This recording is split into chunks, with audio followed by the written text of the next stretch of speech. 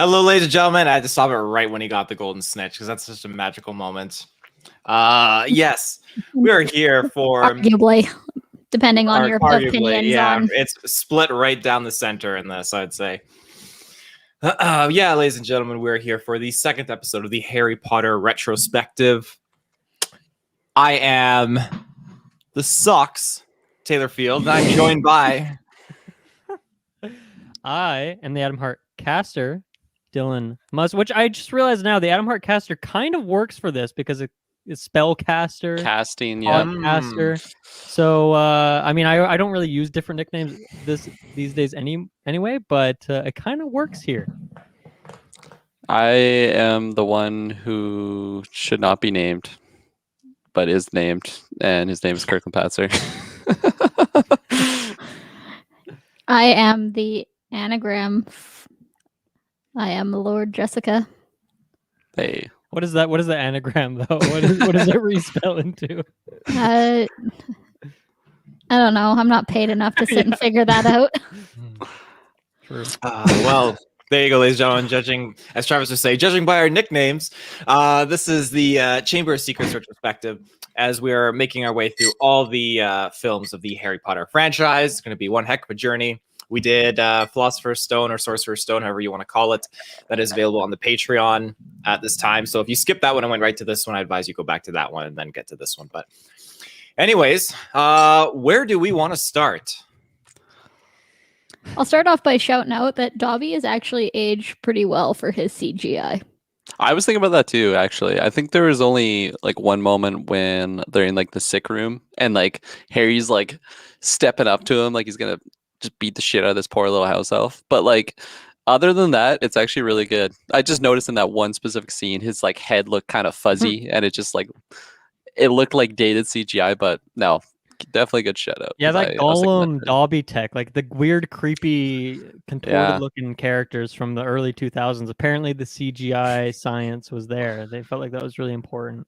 I feel like I never noticed he's got like a little scruff too on his chin. He doesn't have much of a chin. Whoa, I didn't notice that. Actually. But yeah, he's got like some chin hairs, and it's working for him.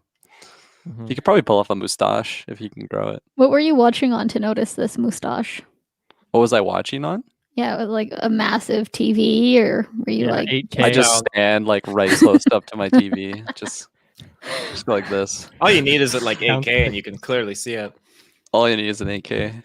I put two together actually, 16K. I rock. Oh, even better. Yeah. I don't know if that's quite how it works. That's science. I think it makes sense. But yeah, I guess we can start with just some overall thoughts. I think for this movie for me is in like the same pocket as the first one in that it's still very special to me, very close to my heart, very, very familiar. Like the first two I've seen so many times. And then it's really after this one for me where my interest like slowly starts to decline. And I feel like I've less fond memories for 3 and onwards. But these first two like really inhabit that like really magical place in my mind, just whatever it was, the age at the time. I think that's really just one of the main reasons. And I feel like this one still has a lot of the, I don't know, bright, colorful, over the top stuff, even though, I mean, it doesn't like the beginning, at least like the first half of the movie. And yeah, rewatching it, I still really enjoy it. I think as I was just alluding to, I feel like the second half of this movie is like really slow and I felt was really dragging at times for a few reasons we can get into, but overall I still love this movie and a lot of notes on this one, some questions, but I still, yeah, very fond place in my mind. So I will just preface you saying this one felt long. This one was 161 minutes. So oh yeah, like 240, 2 hours and 40 minutes. Yeah, so it is. Yeah. It's a chunk of time. I think it's just the content in the second half is really slow and drab, and not having Hermione, you know, who's like one of your main characters. Because I mean, I don't know when she goes away, but like, say it's probably like the last third of the movie or something. But either way, not having her in there really, I feel like maybe makes it a bit less interesting. And I have some other reasons that we can talk about a bit later. But just as an overall, I think, the pacing, I don't know. It's really good at times and then really kind of slow at other times. I'll give my overall now. Yeah, this is, even to this day, this is my favorite one in the series. Honestly, Chamber of Secrets. I love this Nice. movie. Oh, I feel like every time I watch it, I just like take something away that I like more, like from last time. I feel like what really helps is, like Dylan said, it's still in like, because this is the second movie, it's still in like the early stages of the series where it still feels like innocent, even though there is like a lot of danger in this one. It still feels like they're just kids at like a wizarding school, whereas in the later ones, it's like they're just adults. Like I feel like a lot of the times in the old ones, they're like barely even at the school. They're just doing so much other shit. Again, probably remembering that wrong. But anyways, in this one, there's so many fun things, whether like the comedy just hits for me so much more. I feel like the kids, because they're a little bit older, like they're just better actors compared to like the first one. I think they have a lot more just I don't know, scenes that I'm like, damn, like I can definitely, especially since we just watched the first one, I'm like, damn, like I feel like a significant boost in just like the acting prowess. I don't know. I'd agree with that for sure. And like the duels that like Gilderoy Lockhart does with like Snape, and then you get Malfoy and Harry. I just love that. I think it's just such a badass setting, and then all of like the hidden chamber. I don't know. That's just always been a really interesting thing to me, even when I was younger. Of just somewhere in this castle, there's a hidden secret, and then like all this dark little secrets that they just kind of get revealed like throughout the especially later on, kind of like when Hermione just disappears. That's when a lot of the stuff's starting to get revealed there. But throughout this whole movie, I love it. I think there's so many interesting things. I'm excited to talk about more like the nitty gritty details about like the stuff revolving around the chamber, because I feel like, even like I've seen this movie so many times, but even now I feel like I'm watching, I'm like, holy, I feel like I didn't realize that, like other than this walkthrough. Or there's a couple other like cheesy funny scenes I wanted to shout out that just had me shaking my head. I'm like, I can't believe they were gonna do that. But anyways, also I feel like this was like the one Harry Potter one I had on like the DVD like special edition, where it had like all like the hidden special feature, or not the hidden special features, just the special features and everything that I like watched so many times. I remember there's one like interactive one where you're basically like in the car, and then it would get to a spot. It's like choose left or right, and then you choose like right, and it's just a spider right there, and it's just like you lose. I think I remember that you'd play with like the DVD remote. Yeah. It was. It was probably Yeah, super laggy and I had glitchy that and too, terrible. yeah. But yeah, back in the day, it was like so high tech. But yeah, I love this movie when I was younger, and I still do. I feel like back in the day it wasn't high tech. It was like cool, but we were playing on our GameCubes back then. It wasn't high tech. You click the button, and like 20 seconds later, Yeah, like exactly. it goes in It's with so your. laggy. I don't know. I remember being excited with the first one where you could actually like go into Diagon Alley, like you had to use your remote to click on the specific blocks. And Oh, you know, I do remember that one actually. Yeah. yeah, and I remember being like, yes, I had my PlayStation, but it was cool that the special features had like you could go and explore Diagon Alley and things like that. So no, maybe it wasn't high tech, but I don't remember a lot of special features having the ability to like play Interactive games. element. Yeah. No, I totally remember like the wall now that you mentioned it, but I feel like the one I just stuck with me the most was this one. You were probably scared shitless from the spider. Oh, 100%. Yeah, they're like, and this one's pretty like creepy. Like there's a lot of creepy things. The spiders, the basilisk, like all that stuff is actually really, and like the voices just kill. Like that's terrifying. Like what age are they supposed to be? 12, I think, in this one. Yeah. Yeah. Fuck. That's I'd be like, I'd be telling the teacher right away if I heard shit like that. Well, he did. He's like to Gilderoy. He's like, didn't you hear that? He's like, I think you're getting a bit drowsy, or whatever he says. And like his look too. He's like, I think we're done for the night. How did this mean? How does this movie mean and fare for you, Jessica? I am the odd one out here. This movie does not sit highly for me compared to the rest of them. Ooh. I like that. Yeah, so the upcoming movies 3 and 4 are in my top. So this one, it's not the worst, but it's not near my top. I mean, there's not a lot of movies to choose from, but it ranks. We'll get there. So that being said, it's fun to rewatch, and especially so as I mentioned on our last cast, I have definitely had the last couple of years pre-Kai where I would watch this once a year. Anytime that I did that, though, I always would put them on and I'd be doing something else. So, like in Mills, I painted the mural that I had my Harry Potter wall while these were on, or I would be doing some kind of schoolwork or whatever it may be. So, this sitting down and kind of actually watching them and being present is definitely. There's things kind of like Kirklin said that you kind of pick out and you question. You're like, oh, did I see that before? I also was kind of looking at it this time from a lens of comparing it to what I remember from the books. So it's more just kind of things I'll get into when we start to talk about the nitty gritty. I won't bring it up now because it's for discussion. But I definitely don't feel the same as Kirklin and Dylan, where this is in my top spot or top 3. So I think that'll bring for some interesting discussion, seeing as we're not all kind of obviously ranking them the same. So that is interesting. But at the end of the day, I have to side with Dylan and Kirklin, because for me, Chamber of Secrets is probably easily in my top 3. And I mean, my top 2? 3. It's tough. Goblet of Fire is probably my number 1. Yeah, that's a good one. And then Order of the Phoenix and Chamber is up there, like real high. You like Order of the Phoenix? You like Order of the Phoenix? I do. What the fuck's wrong with you? Yeah, that's weird. I love it. I think you're remembering the name wrong. I think once you watch it, you'll be like, oh, that's not the right one.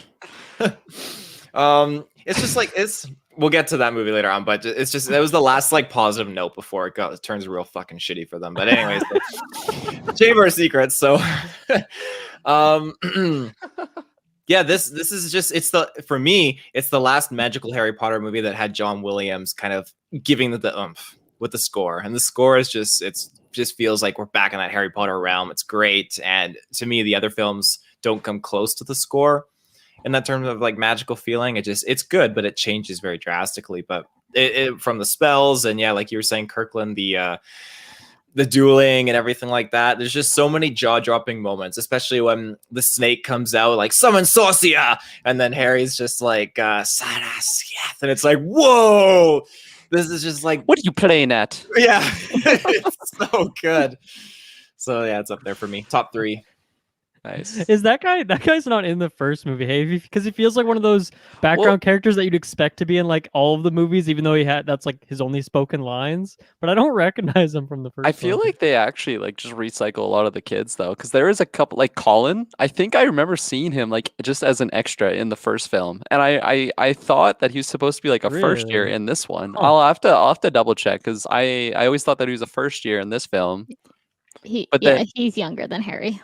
Yeah, so then I swear I'll have to go back and get a photo to actually prove that, because I remember just, especially now that I've seen them a few times, like I'm just looking at the extras and I'm like, oh, I remember that guy has a bigger role in the later films. But they have a lot of those one-off actors in these Harry Potter movies. When we get to Azkaban, I'll point out another one there. Right on. Yeah, where do we or Taylor, did you tell us? Oh no, yeah, you already did. Never mind. I did. Where are we going now? Now? Well, is there a character you want to go with? Well, I was Lockhart. we started like last episode. We're like, what should we start with? I guess we'll talk about some characters. And we start with Malfoy, and then it just went off track, and we never really talked about other characters. And I think that's fine, because like, what are we gonna say? Let's talk about Hagrid. I like Hagrid, and then we like move on, And I think it'd be kind of boring. But I feel like if we look at like the new characters added to this movie, or like the bigger players in here, I've never really put this together until I was kind of focusing on it, but I feel like all the characters that they added in this one are all very zany and over the top and kind of goofy. And I just thought that was kind of strange, like other than Lucius, but even him, he's like so over the top and evil and terrible that like he even falls into that zaniness category at times. But that was something that really stuck out to me, where like Dobby is obviously very much like that. Lockhart is very over the top. Moaning Myrtle is like very, very zany and wild. Yeah. Even like the new teachers, like the Mandrake teacher, whatever, Professor Sprout. Sprout, like even, I don't know, maybe she was in the first one. I don't really remember her, but she's kind of zany in this one. And then even like the nurse, she's also kind of zany with like the things she says too. So I feel like I don't know what the through line there was, where like all the new characters need to be this kind of goofy, silly character, and I think that's what added to that first half of the movie feeling that way, is because that's when you're getting introduced to all these new people. Was Crabbe and Goyle in the first movie? I remember we Yeah. were. I Yeah, don't they think were. they have any lines. They Pretty don't sure have they any. were. They're They're just mentioned by standing there. mentioned by Draco though by name. Okay, because it feels like they're introduced in this one just because they like have a bigger role, scorfing down some cupcakes. True, Crap, you actually Goyle, get what are you some doing acting. over here? What did you think? I mean, since we started with Malfoy last week, what do you think of Malfoy in this one, Dylan? You Dude, I thought love Malfoy. Like, I feel like he's the one that, what you were saying of all the kids getting like better at acting, I feel like he's the one who didn't. Like, he's still not a great actor. he's got more like every eyebrow work. single He does that a line lot. is just so golden. And yeah, like the hair is just so over the top. But when he's like training for the ballet, Potter, like I love all of his lines. He's so funny. Oh, yeah. His hair is so bad in this one. Between the slick, like the hard slick, and the like super blonde roots that you can tell like just how often he had to dye his hair for this Yeah. movie. It's so painful. Like the poor kid. Oh yeah, yeah. Mhm. I forget which movie he gets away from the grease. He starts going for like a more natural look, but I definitely appreciate the super slick back look. That's like Mhm. Wales oil, man. Like that is legit lubricant or whatever he's got going on there. But yeah, I wanted to go Gilderoy Lockhart because he's actually like one of my favorite characters in this movie. I've always liked that role of someone that's just like perceived as like all of that, but like in reality is just like nothing. Like I almost think like Hercule from like Dragon Ball, if you guys do know who that character is. There's so many different like examples of that type, like that character arc or archetype. But I like even when I was younger, I always loved his character, like his lines, especially like near the end when he starts like losing his memory. It all works for me. All the humor when he's with the pixies and he's like, "Don't worry, everyone. Like I'm gonna take care of you." And then his wand just like gets taken like instantly, and he just like runs away. Like I have a soft spot in my heart definitely for characters like that, and to this day, I love his character. I think his deliveries on like all of his lines are just so good. But yeah. What do you guys think about Gilderoy? Also, there's an end credit scene in this movie, and I feel like I never knew that before. I feel like this is the Whoa. first time I watched it. Yeah. I didn't stick around. I didn't think there was one. I mean, I just like had the movie on as I was doing other things, and then I like came back and I'm like, what the fuck? Did it restart? And I'm like, oh. What is the end credit scene? It's just like it's in Diagon Alley, and it's like a book cover. I don't know. Is it a book cover? It's like him with no memory. It's like who am I, Gilderoy Lockhart? I guess it's like the title of the novel. And he's just like doesn't know anything. He's in like a straitjacket. Oh wow. Yeah. It's him in Madungus. Is that what it Dungus is? Fletcher. The Wizards Hospital. Oh, okay. Mm. And so Gilderoy doesn't pop up at all again. Is he even mentioned in like future? I don't No. think so. movies? He would have been a valuable asset in the Battle of Hogwarts. Oh, yeah. A sacrifice for sure if they needed one. He has a bigger part in the books. He's brought up again. Oh, Hmm. okay. Which is funny to. That's one of the notes that I have is I really hate in the movies how many things that they bring up just to be kind of dropped again, even though they do have these bigger parts overall. And that's part of the joy of this series is how everything really has pieces that kind of interconnect and fall into place. So at one point they actually go to visit him in the hospital in the books and talk to him again. But what is do you remember the story reason of why they go to talk to him? Do they think he has some information that would be useful to them, or do they just to be nice people? Because I'm wondering like how I feel like he has, at least for the sake of the movies, they kind of tie it up, and even without that post credit scene, I think he has like a good enough ending for what the character needs. You know, you can sail on your way, and you don't like. I didn't think about it until now that he doesn't really pop up again. And I don't know. I think he is fun, but I feel like playing to the archetype that Kirklin mentioned, he is very one note. Yeah. And know what more I would need to see of him. And I don't know. Like if it is a big story thing, I'd be curious because obviously they would cut him out for a reason. Whether that's, I mean, I don't think they'd be. If it was an actor thing, I don't think they would care if they had to recast him. Yeah. Recast other people in They these just need a movies. new Defense Against the Dark Arts teacher, like they do every year. So they gotta Yeah, find a way to get exactly. rid of him. I just That is love it interesting. when he's like in the class. He walks over and he's just like boasting about himself. He's like winking at his own paintings, and his paintings like looking back at him. Like I feel like that'd be me if I was in one of these movies. Just like all that, but really just on the outside, on the inside, just like just weak, weak-willed. Not giving yourself much credit there, Kirklin. Just trying to look it up while we're. Yeah. Taylor, is there a new character that really pops out to you as I'm not done talking about Lockhart though. If we're done Gilderoy. talking about... Taylor, what do you think about What do Gilderoy? you want me to do? Just sit here quiet? Wait, did we hear Taylor's opinion on Lockhart? We did fully? not. Yeah. As What do you far think about as, his glove? He's got a dope like dueling glove. like When He does have a good like. he does have a stance good glove. for sure. Yeah, I can't whenever- remember. Whenever he dresses up, like I definitely don't mind like his attire. It's pretty Dude, his cool. Like shoulder capes, like those are so dope. I am a sucker for a good shoulder cape. Like bring Yeah. it back. But yeah, he's an interesting character. I laugh at him because he's just so full of shit. Like Oh, again, like yeah. we were talking earlier when Harry's hearing the kill and he's like, "Did you hear the voices?" And he's like, "They're getting a bit drowsy." And then even when he goes to And then bend Harry's arm, the look around and Harry's like, no, not you. He's like, oh, just know what he's saying. He's like, Brachiam Imendo, and it just doesn't work. Like he's just such a And like as buffoon. soon as he does that too, like just looking at his body language, he's like, "Yeah, you see that? Like that was nice." like bends that his stuff. back. Yeah, He's like, well, now you don't have to worry because it's the definitely bones, not the bones are broken. yeah, it's definitely not broken. The bones are gone. Broken? There's no bones left.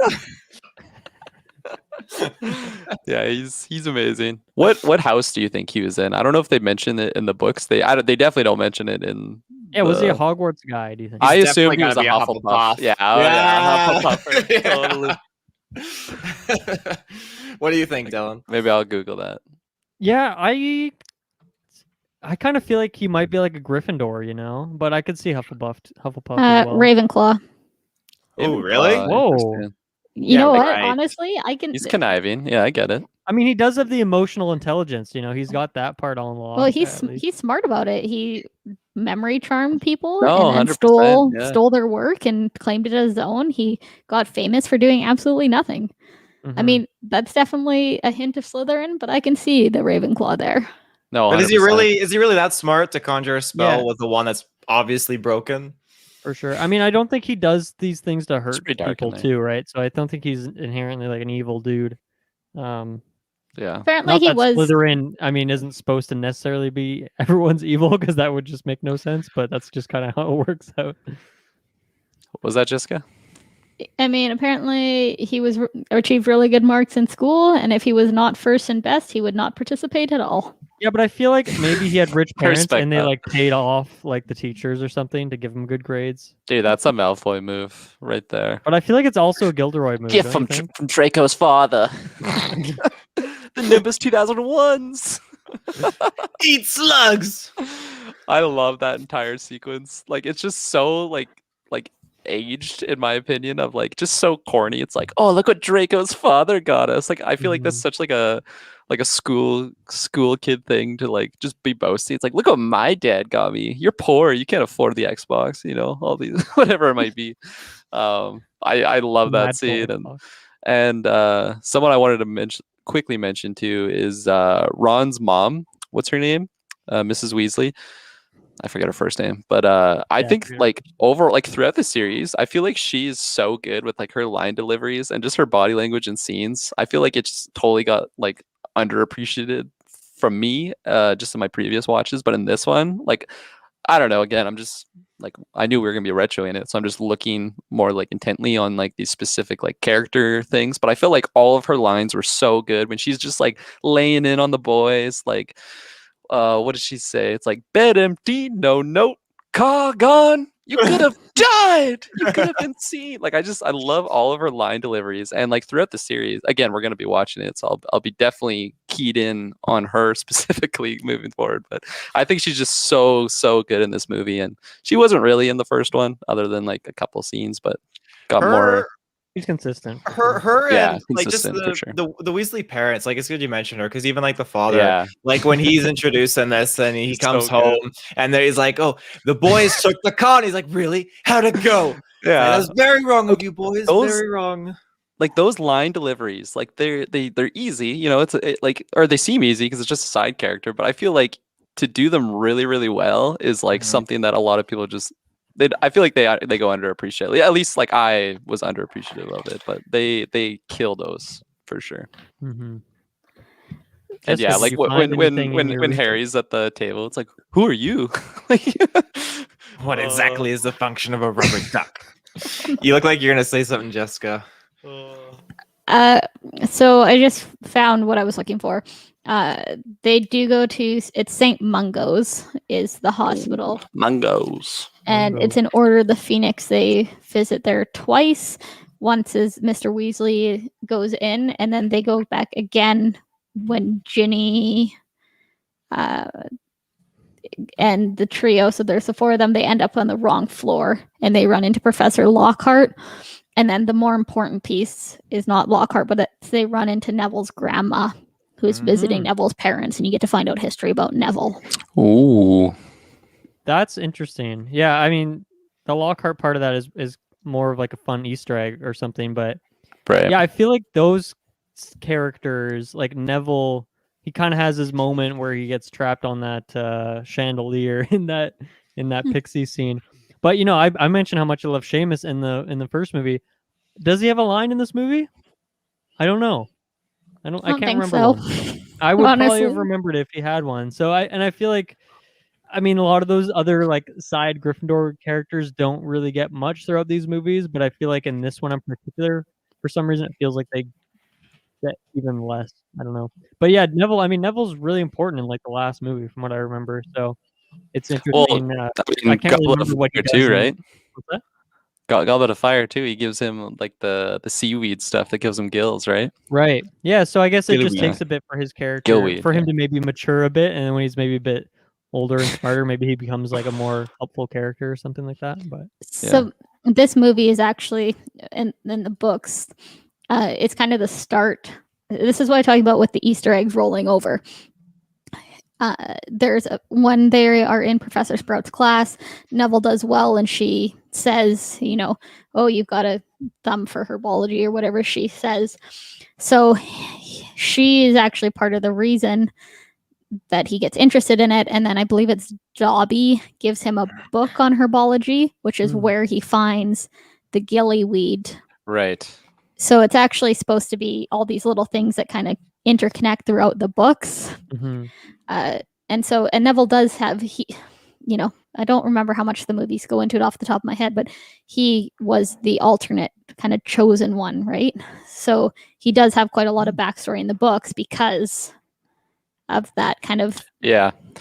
I mean, I can't really speak to the books just because I've never read them, but like you can definitely tell he becomes more relevant, and I feel like them mentioning like his parents like involvement with like the Order. I don't know if they go by that same name or like Dumbledore's army, whatever they were, with like Harry's parents too, but like they were a part of that. So, and then you just feel that throughout the movies, like he just becomes more one of the groups. Like I remember, I forget which movie it is, but it's like him, oh my God, Luna, and then like the rest of the trio. Like that's kind of like the ensemble of like the soldiers out like getting stuff done. So he definitely becomes a lot more relevant as opposed to the guy that's just gaining. How many points did he get? He got like 1 point to like push them over to get the Griffin or the Hogwarts Cup. Fucking bullshit. Biggest rig of the. But whatever. Dylan, I got it. You said you weren't sure if there was a line that Seamus had in this movie, and I recall one for you. It's very. I think you know Kirklin. Maybe it's very. I was. Yeah. It's very significant, but it's with Mr. Lockhart, and they're in the dark arts class, and Seamus is like, Cornish pixies. He's laughing. Freshly picked Cornish pixies. He's just the best, man. No, he's so good. It's not quite as iconic as the first one when he's talking about it's his parents he's talking about, right? Someone, yeah. Dad's a muggle, mum's a witch. Bit of a His shock to voice, him when he yeah, found out. Yeah, like his voice is so good. But yeah. I wanted to just hear it from Jessica. So you mentioned this not being one of your favorites, and I just want to let's get into that. What is it about this movie? You've already kind of mentioned a couple things, but let's hear some more of that. I'm No curious. negative towards this movie because it's my favorite. So No, because I mean, you're asking about Taylor's ranking, and I started thinking about what mine would be, and I feel like the second half of the movie really drops off for me, and I wonder how that'll affect where I rank it in the end. I'll have to watch the other ones because I'm fuzzier on them, but yeah, what is it about this one that doesn't do it for you? And is it book related? Is it strictly movie related? Like, where does it come for you? Feel really personally attacked and put on the spot right now. You know, here I was in my mind mentally preparing a note about Lockhart. I was like, oh, we're talking about the Cornish Pixies. I have something to input onto this. And then you're just going to 180 me here. Okay, I feel like we're just quoting the movie and we're getting nowhere. So I'm trying to get somewhere. I'm trying to let's get just spend 3 topic hours going. talking about our favorite quotes. I could do that. So let's. For me, just when I think about the movies, I don't have anything that really pops up in my mind for this one. Like if someone, were to say, oh, tell me your top scenes, this one would not come up for me at all. And, I don't know. I thought I was like, this one's super short. This one's only like an hour and 20 minutes. And then I went to put it on and I was like, oh my God, it's 2 hours and 40 minutes. I'm like, I am forgetting a whole ton of stuff that happens in this, obviously, because I have no idea where 2 hours and 40 minutes is going to come from. I feel like there's some huge moments though, like even just for like the rest of the series, whether it's like the introduction, like because this is where we get the first Horcrux technically, right? With like the diary, the sword of Godric Gryffindor. I feel like that's pretty huge. Voldemort. Tom thank Riddle. you, Taylor. Thank you, Taylor. Yeah, Well, we exactly. have Voldemort in the first one too. Yeah, but we know he was who he was. He was Tom Riddle. That's a huge reveal. I will say And his parents were Muggles. I will say I am not a fan of those flashback scenes with him. I think they're just kind of boring. I think Hagrid in like that one, because he does it like 2 or 3 times, right? Or maybe it's just the end and that he's one like longer sequence. unshaved. The Hagrid, Hagrid, weird, whatever they tried to do with Hagrid there, by like obscuring him so you can't really see what a younger Hagrid looks like, it just came off really, really corny to me.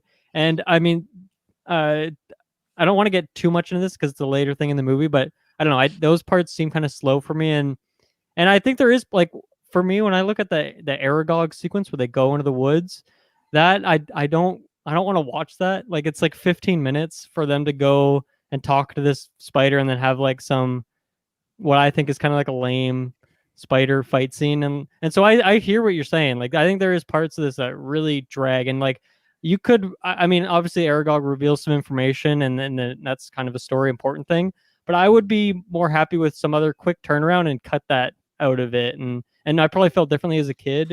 I probably thought that was awesome, but now in my mind's eye I'm like, man, the spider fight scene in Lord of the Rings is infinitely more interesting and I don't know, intense and edge of my seat, whereas this one I just think it's weird with the spider talking. I don't know. I just don't, it doesn't work for me. And then also, do you guys know why the car comes for them? That was one of my questions I had. Why does the car save them? It's a magic car. Scene? I mean, that is kind of a fuzzy thing because like, is there someone that's helping them technically? Like, is it Dumbledore that's just like flying around the car? Purely coincidence, then that's kind of lame. So I feel like there's got to be an answer, and I just don't know it. Yeah, I mean, once again, putting Jessica the Harry Potter master on the spot. Exactly. Do you know why the car? I know this. You said that this is you forget a lot about this one, but Taylor, like, do you have any thoughts? Why do you think the car? I think it's like the equivalent to like Find My Phone, but it's like Find My Car. It's like a magical spell. Maybe it's just drawn to them because he's the owner. I always like jotted under like someone was helping them, whether it's like Dobby or like Dumbledore, because it just seemed like I don't like the reasoning for it. Then you have a throwaway line where they mention that, where Dobby's like, "Oh, 100%. I sent the car," because you know he like throwaway lines mention that he was the one who sent the ball after Harry, and obviously that's important. But No, like I don't know. I was looking for that and I didn't notice it. So. No, 100%. Because like you'd think that the car, if anything, would go to like Ron's dad because it's his car. It just like goes off into the woods and then comes back to them when they need it. So it says that basically the car drives around a bunch in the forest after the Whomping Willow hits it out of the sky, and then it detects that they're in trouble and comes to their aid. Oh God, no, I don't like that at all. Yeah, I think I'd not like good. more if it was like someone was actually, like putting it there in that situation, whether it's Dumbledore Yeah, or someone. That's Yeah. a pretty. That's like oh shit, I forgot to include that part. I gotta come up with a quick solution. Yeah, because they should have died for sure then, and that would. Yeah, I don't know. Yeah. For me, it's like just cut that whole sequence out. So I still think there is some memorable moments for sure. Well, To me, but I think to mention the characters, I don't know if I love any of the characters that they added in here. Like I think Dobby's okay. I don't like him as much as I probably should, considering how important he is and stuff later on. Lockhart's fun, but to me he is kind of a throwaway character. And I mean Lucius, I like Lucius, but I feel like we kind of talked that up too, and that's what made me more like interested in him. But he is very one note as well. Like there's no dimension whatsoever. He's just infinitely evil with not one redeeming quality. So yeah. I mean, his I point can see though where you're is coming from, Jessica. his point. I mean, you don't so much see it in this one; they just more hint to it and allude to it. Is that he's strictly just kind of poisoning his son and the kids. They mention how he's the one that's feeding this information to them and buying them out, and obviously put the diary there. Yeah. So, and on the kind of to backtrack, talking about Dobby, he's one of these other ones that they're added in. And yes, Dobby is kept to a certain degree to his own importance, but there is a huge, huge piece of house elves in the movie that is not even included. That's how all the food in the Great Hall is all made. It's all made by house elves, and they put it out. And there's a whole big piece in the 5th book that Hermione starts. It's called Spew. Right. Yeah, to like try and save the house elves and things like that. So there's actually a whole ton of things that happen with him, but he's put in for this movie, and then he comes back in 5 with Crutcher. Is that right? So I mean, I know he's in the last one, or in like part 1 of 7 or something. I think he's in Order of the Phoenix. I don't Yeah, so remember that's him in Order of 5. the Phoenix. Yeah, okay. Taylor's the Order of the Phoenix guy, so Yeah, and I thought that was remember one of him. your favorites. Yeah, but I It, only remember uh, the other house elf from the Sirius family or the Black family. Sorry. Crutcher. Yeah, I they're don't- they're together, aren't they? I remember him and Dobby being together in the later one, the 7th one, I believe. Wait, sorry, No, 'cause- what's his no, name? 'cause Dobby dies in the 7th. Yeah, but There's not Crutcher one. sends him off though in the Crutcher. 7th one to I always thought his name was rescue them. Creature for some reason. I always thought he was just a I thought it was creature. too. Yeah, okay. That's why we're rewatching this, so we can learn Totally. this stuff No, again. important stuff. So, that's one of those other things where it's just like you bring him in and they make it seem like he does have all this importance, like he's got a huge role in this movie, and then he's just gone again for the next 2 movies. The I mean, ghosts and yeah. all these things that they bring into the universe for 1 movie and then drop. The spiders have a role in the books, and we get them for 20 minutes, and then they're Yeah. gone. The centaurs. It just bothers me. Yeah, Mhm. no, for sure. I mean, the more I watch it, like I do think that the spider scene is like unnecessarily long because like they actually go all the way out to find them just to get a couple answers, and then they like are escaping for their lives. So like if I'm just taking a step back and looking at it, it's like probably could have been short, especially because it's a 2 hours and 40-minute movie. But And you like- also have the Whomping Willow fight. You have a giant snake, so you already have like these kind of big set pieces against Yeah. a giant enemy No. beast thing. But like I still like the red herring though of like there's a giant monster that's killing people. Okay, it must be the spider, and then I don't know. I still like that. And then like Aragog like Yeah. explains just kind of what happened and like the more details stuff. Again, I feel like the overall execution of it was a little messy. Like just could have been shortened, or I don't know what it could have been, but I guess that still is like the use of like a second Yeah. monster. That is a really good point. I hadn't even thought about that because it's just so ingrained. It's been ingrained in my mind for like 15 years now Yeah. that I know it's the snake, and so I don't even Yeah. consider that that's part of it. But you are right, and I wonder now. It's impossible for me to remember like the first time watching this movie for myself, and I wonder if that was something that I thought about because obviously they even hint at it more with like the spider. Yeah, the spiders kind of trickling through the windows. Well, and things especially that. like when you first see the spiders, it's like at the crime scene, like basically, right? Like it's I don't think it's Filch's cat. It might be like when they find like nearly headless Nick. Again, I'm a little fuzzy on that one. I don't know. Do you guys remember when they first see the spiders? It's definitely at one of the crime scenes. I just It's don't one know. of What I think it's a recurring thing that happens just like anytime, right? Isn't it? Like it's just like he'll quickly look over and see some spiders crawling away. Yeah. Or is No, it just yeah. once? I thought it was twice at least, but We're gonna Well, watch the- all these movies, and there's just spiders like everywhere. We just never noticed before, like even in the later there films. probably would be a lot of spiders in this. It's an old this world. castle. What was that, Jessica?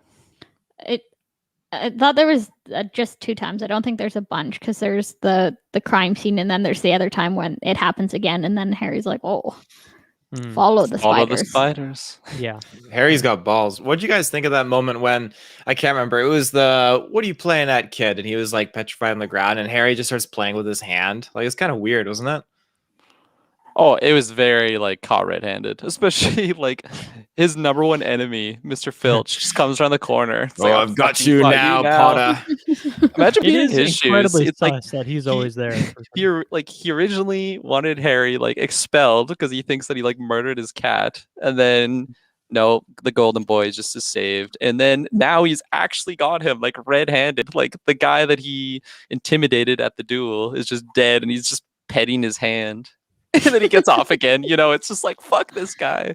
This whole system is rigged. That's I actually I want to talk about that. Harry in this film, I feel like he's got the most shittiest luck because after that happens and he thinks he's gonna get kicked out of Hogwarts, he goes to Dumbledore's office and he's smiling and he's playing with Fox, who just fucking ignites and he thinks he killed his bird. He's like, "Sir, your bird, it caught fire." I love that scene, especially because like when he first comes into the room, it's like the theme is just like so uplifting It's and Fox's like pleasant. theme. Yeah, and it's this is so nice. And then the murderer, like the would-be murderer, who's like going to the headmaster because he's like, I don't Thinks he know, possibly killed gonna this bird. yeah, exactly. And like Harry's expression, just like, oh, it's awesome. I do like that element of this movie that the general population, the kids are kind of turning against him and these rumors are swirling. I think it'd be interesting to actually see a bit more of that. I guess you kind of get it when Harry and Ron are with the Polyjuice potion, they're talking to Malfoy and you kind of get that different perspective. But I think it would be interesting to see from like a Neville or a Seamus. I'm always talking about Seamus, like just a Gryffindor or some of the other Gryffindor common room kind of people hanging out and what their opinion is on everything and how they see it, because it just seems like everyone hates Harry, and for like good reason. Like he is caught red-handed, like in super sus situations over and over again. On that common room scene, and I always kind of lap around like trying to figure out, but do you know what Malfoy was talking about? And he's like, "Is this yours? Like, what is that supposed to be?" I feel like it's not supposed to be relevant, but they put a lot of emphasis on it. They did. like They feeling zoom around. in as it goes into his pocket. Like, what is this? Freaking the resurrection stone? What's in there? It's just showing him stealing something. He just finds I a gift. didn't get that at all. I thought he was just. I thought it was some in-depth plot. No, he's just stealing. Yeah, no, he finds something. It's a gift, and he goes, "Is this yours?" And they say no, so he puts it in Doesn't his he? pocket. I thought he He's opened stealing it. it. What was in it? Did we not see what's in it? We don't know what's in it. I feel like he would have stole it either way. Like, Like at the end of that scene, he is like he opens it up and. No, oh, he he was picked- going to. He started to, and then. Oh, and then like, Harry and "Hair, Ron started freaking out. And like his whole head is just orange. Like he's got like clown hair. Yeah, it happened really fast. I mean, that scene always kind of bugged me. When I was younger, I feel like these are supposed to be like my main hombres, and like just by their mannerisms, I'd feel like you're like, what's wrong? Like you're not the person. Like just by the way that they would normally be, especially if they're Malfoy's like henchmen, you'd think that they would just be constantly like ha ha ha ha, or like just like jabbing and like, oh fuck the mudbloods, and just saying shit like that constantly, you know. But I feel like them just like, what's wrong with it? Oh, stomach ache. And I don't know. I feel like if I was Malfoy, I would have just been very sus about those those two individuals. Yeah. I mean, they probably just play their whole personality around him. So I'm sure. Yeah. No. But sure. I think he's focusing on stealing that package. So it doesn't happen. Let's go back and talk about. Hang on, Jessica had something there. Yeah.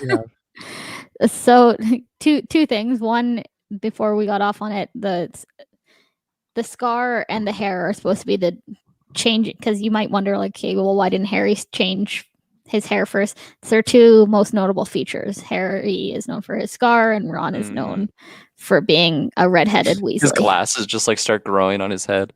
That's I mean, doesn't that, I forget who it's, Crabbe or Goyle, that Harry is. Doesn't he also have black hair? Yeah, I think they both do, kind of. So I don't know. It's short. Is it short and curly, and Harry's is longer and shaggy kind of looking?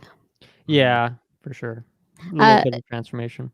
The other piece too is I don't think Crabbe and Goyle have or are supposed to have personality. I think they're just supposed to be the dumb guys that kind of Goon follow. 1 and Goon 2. Yeah. Yeah. You know, like the people who are gonna pick up a floating cupcake and just eat it in the middle of a hallway. No, true. No, true. Before we move with your point, Dylan, I just wanted to piggyback on what you said, Kirklin, about how you think Malfoy would suspect something, especially when he's like, you know, Dumbledore, my father was right, Dumbledore was the worst wizard around, and worse thing never happened to this school. And then Harry's like, you're wrong, and he like, what'd you say? Like, that's a giveaway. And he's like, you think there's someone worse than Dumbledore? Harry Potter? Like, it's just so suspicious. Yeah. No, yeah. I mean... Well, and eventually they got to wake up and come out of the closet, too, and be like, yo, where have we been for the past 2 hours? Yeah. This thing about 2 hours of our time is blanket. In like 3 weeks. They're just like stuck in that closet. But they're so stupid that they probably wouldn't have thought twice. But like, oh shit, I guess we just passed out in this closet. They're like Beavis and Butthead. We still got our cupcakes. We're good. Yeah. Just like flies all around their cupcakes. No, they're in the closet. They're good. They don't got no flies. They can just eat them. What line was it? I didn't know you could read. That line. Oh yeah, that's so good. That was actually improv. Nice. Good on him. Tom Felton forgot his line, so he went with the "I didn't know you could read," and that was the line they decided. It's good delivery. It's good delivery though. Yeah. What is the actual line? Do we know? I don't know. I can see if Google knows. Why don't you try reading a book sometime? Yeah, it's like a full-on monologue. He speaks for like 20 minutes. Yeah. He's just like, I don't know, you could read. Adds another 15 minutes. That works, yeah. Could have been super unveiling too. Like, oh, crap, did you know that Tom Riddle was Voldemort? My father told me. Tells him all the details. In hindsight, actually, I feel like the main purpose of that gift was just to like distract Draco so that they could just like leave, because like I feel like he's really like shaking it and like investigating it while they're like halfway to the door, and then it was all improv. They just put it in there just so they could record him playing with it. They didn't know the cameras were rolling. Yeah. He didn't even know he was acting. He's like, all of Draco's scenes. Jessica, let us know if you find that. But I get the point I was gonna mention. One thing I really like, and it's funny that I was talking about the pacing and how I think it really falls off in the second half. But when I was doing my notes I have a note here that's like, man, I think the pacing in this movie is great, because the first half of it I was really into it. I think they did. I mean, they did this well in the first one as well. But the fact that like a whole year or a whole school year at least progresses in these movies.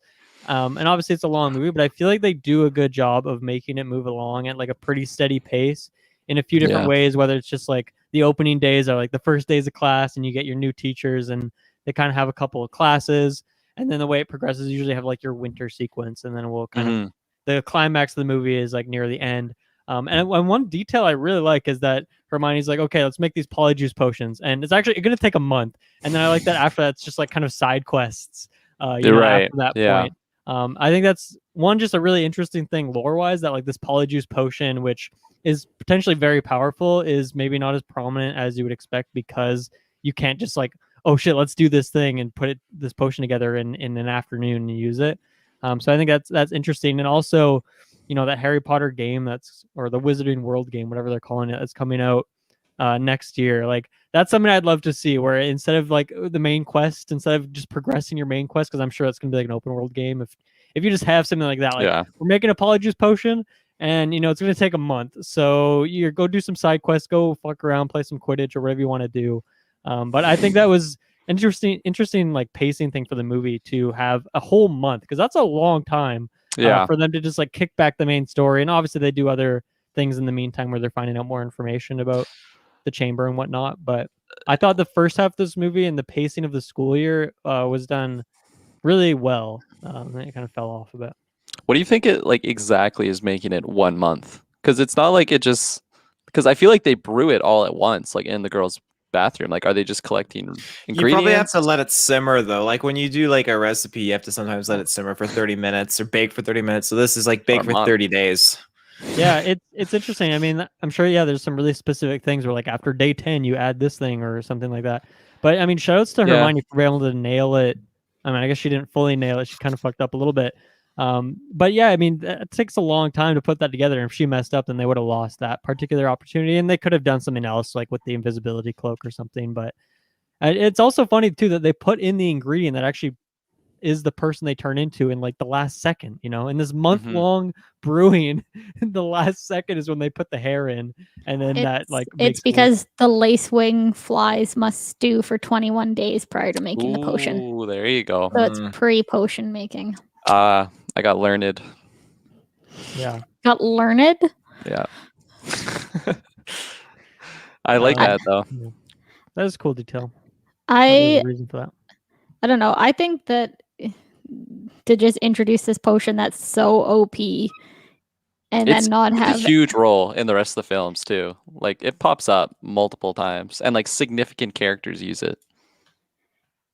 Whether you're Mad Eye Moody. Besides Barty Crouch Jr., what other major piece are you thinking? Well, I feel like numerous Death Eaters do. Like I know Bellatrix does it. She it's the trio. Hermione dresses up, or doesn't just dress up, she literally turns into Bellatrix. Let me pull that I used it in both part 7s. Thank you, Taylor. I mean, that alone, that's like a few instances, and considering how long it takes and how if you fuck up one part of it and then you're like out a month at a time. I think that, and like the fact that it only lasts like an hour or like less, like that's it is OP in a sense, but it also, I mean, those are some major drawbacks. That's a big cooldown time. That's a short effect time where you can actually be that person that you're turning into. And maybe she just was bad at it. Maybe if she was better at making them, it could last longer or something. I don't know. Here you go. I got 6 people that use the Polyjuice Potion. Hermione Granger, Ron Weasley, Fleur Delacour. Oh wait, no, that's when they're... Yeah, don't they all use it to turn into Harry? Yeah. They do, yeah. Oh, okay, there you go. Thanks, Google. I just think that... So... A single dose lasts anywhere from 10 minutes to 12 hours, depending on how well the potion's been brewed. Interesting. I just, to me, I would think that if you had this potion that could turn you into anyone, like they do use it to infiltrate the Ministry of Magic later on, they dress up as workers and things like that. I don't know. I feel like that would be a black market thing. Why wouldn't I use that to have someone cheat on my owls for me? Why wouldn't I turn into a professor to do X and Y? I just feel you have to think that the ingredients are hard to get to, right? Like that stuff locked up in Snape's laboratory. Yeah. It's under his pillow. Yeah, but why wouldn't it be available like a pre-brewed potion in Nocturne Alley? Like I'm sure it is. Yeah, why aren't Fred and George selling this to They're students? Better than that.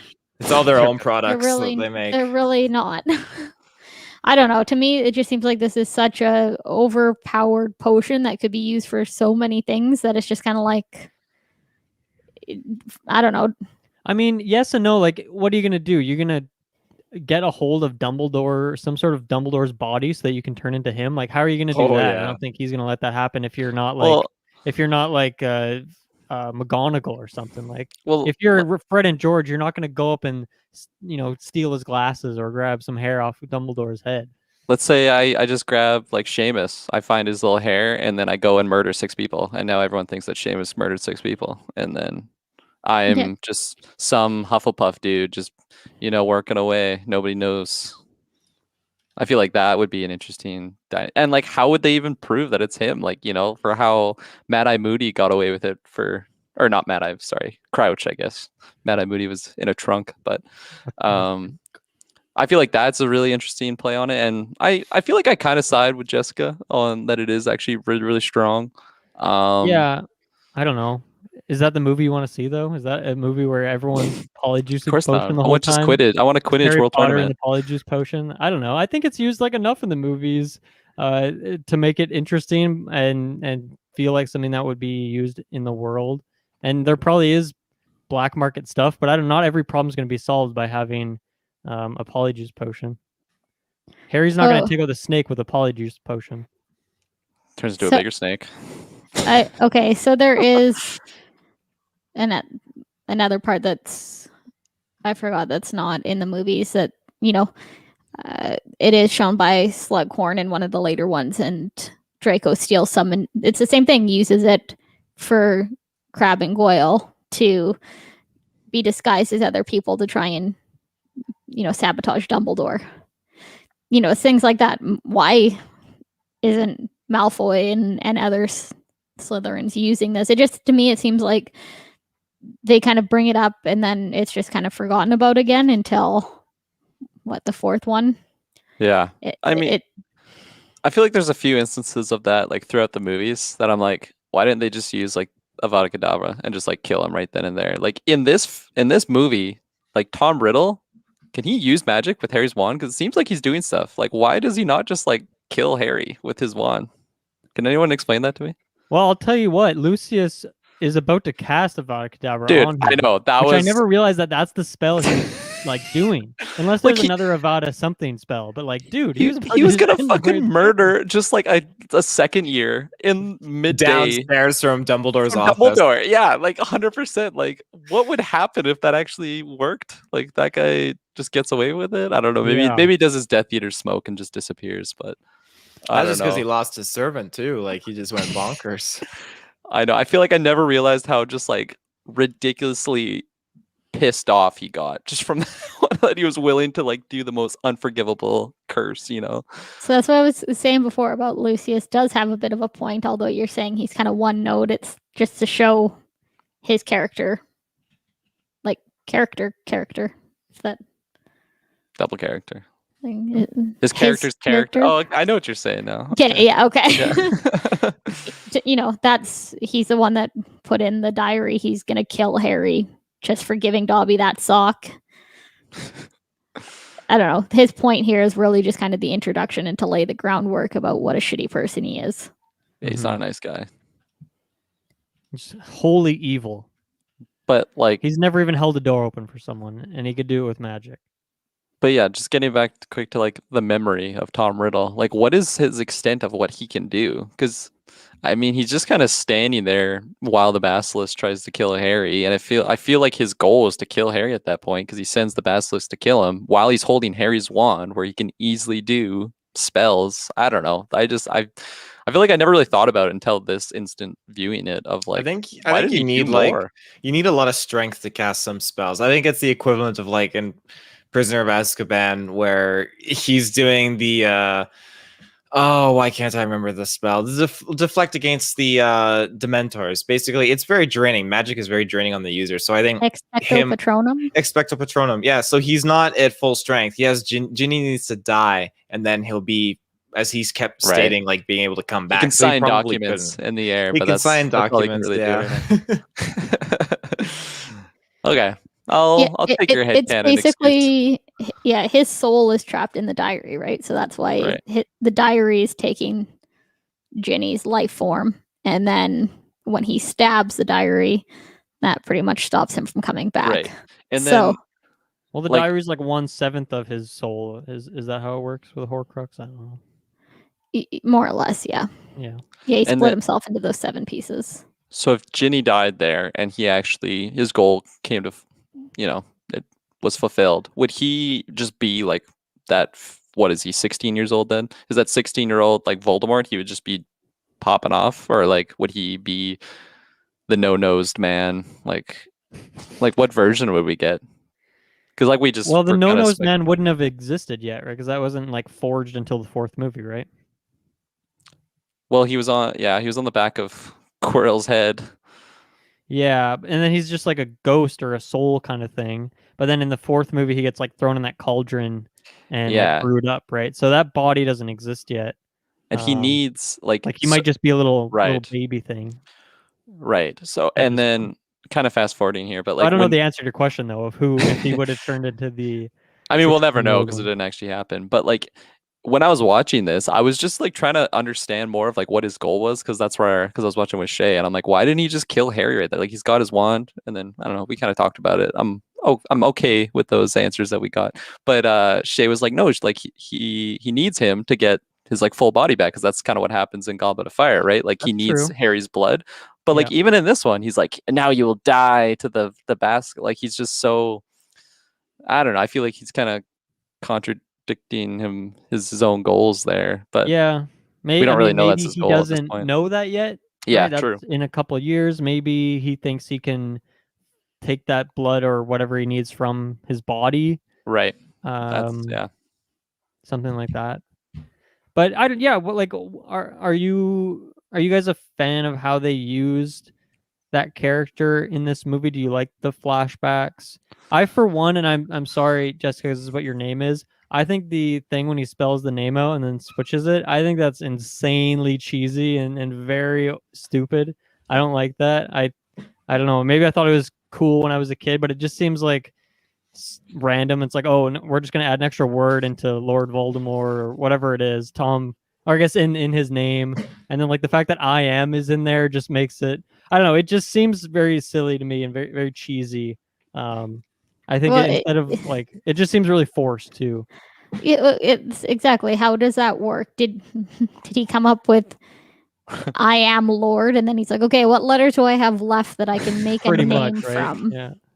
I have that written in my notes too, that it's just, how did you ensure that you had an anagram for your name? Like what was the process there to come up with that? It does it. It's like, you are really Voldemort. Cheesy it's like, wait a minute, he that's not spells right. it in the air and then like rewrites it. I feel like when I first saw it when I was a kid, I was like, I don't even know what those words are. Like I can't read, so. Yeah, well, I feel like Can't as a read. kid, I thought it was like God. yeah.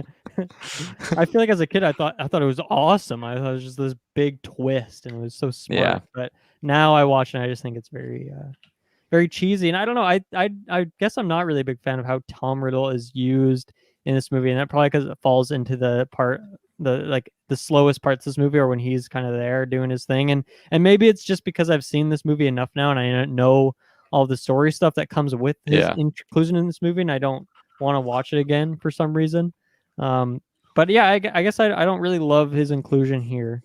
And are you talking about just in the film itself, or like in the chamber part? Because we were talking about that one. Well, really, it's just that one flashback and then the chamber, right, that he's in. Or is there a third time?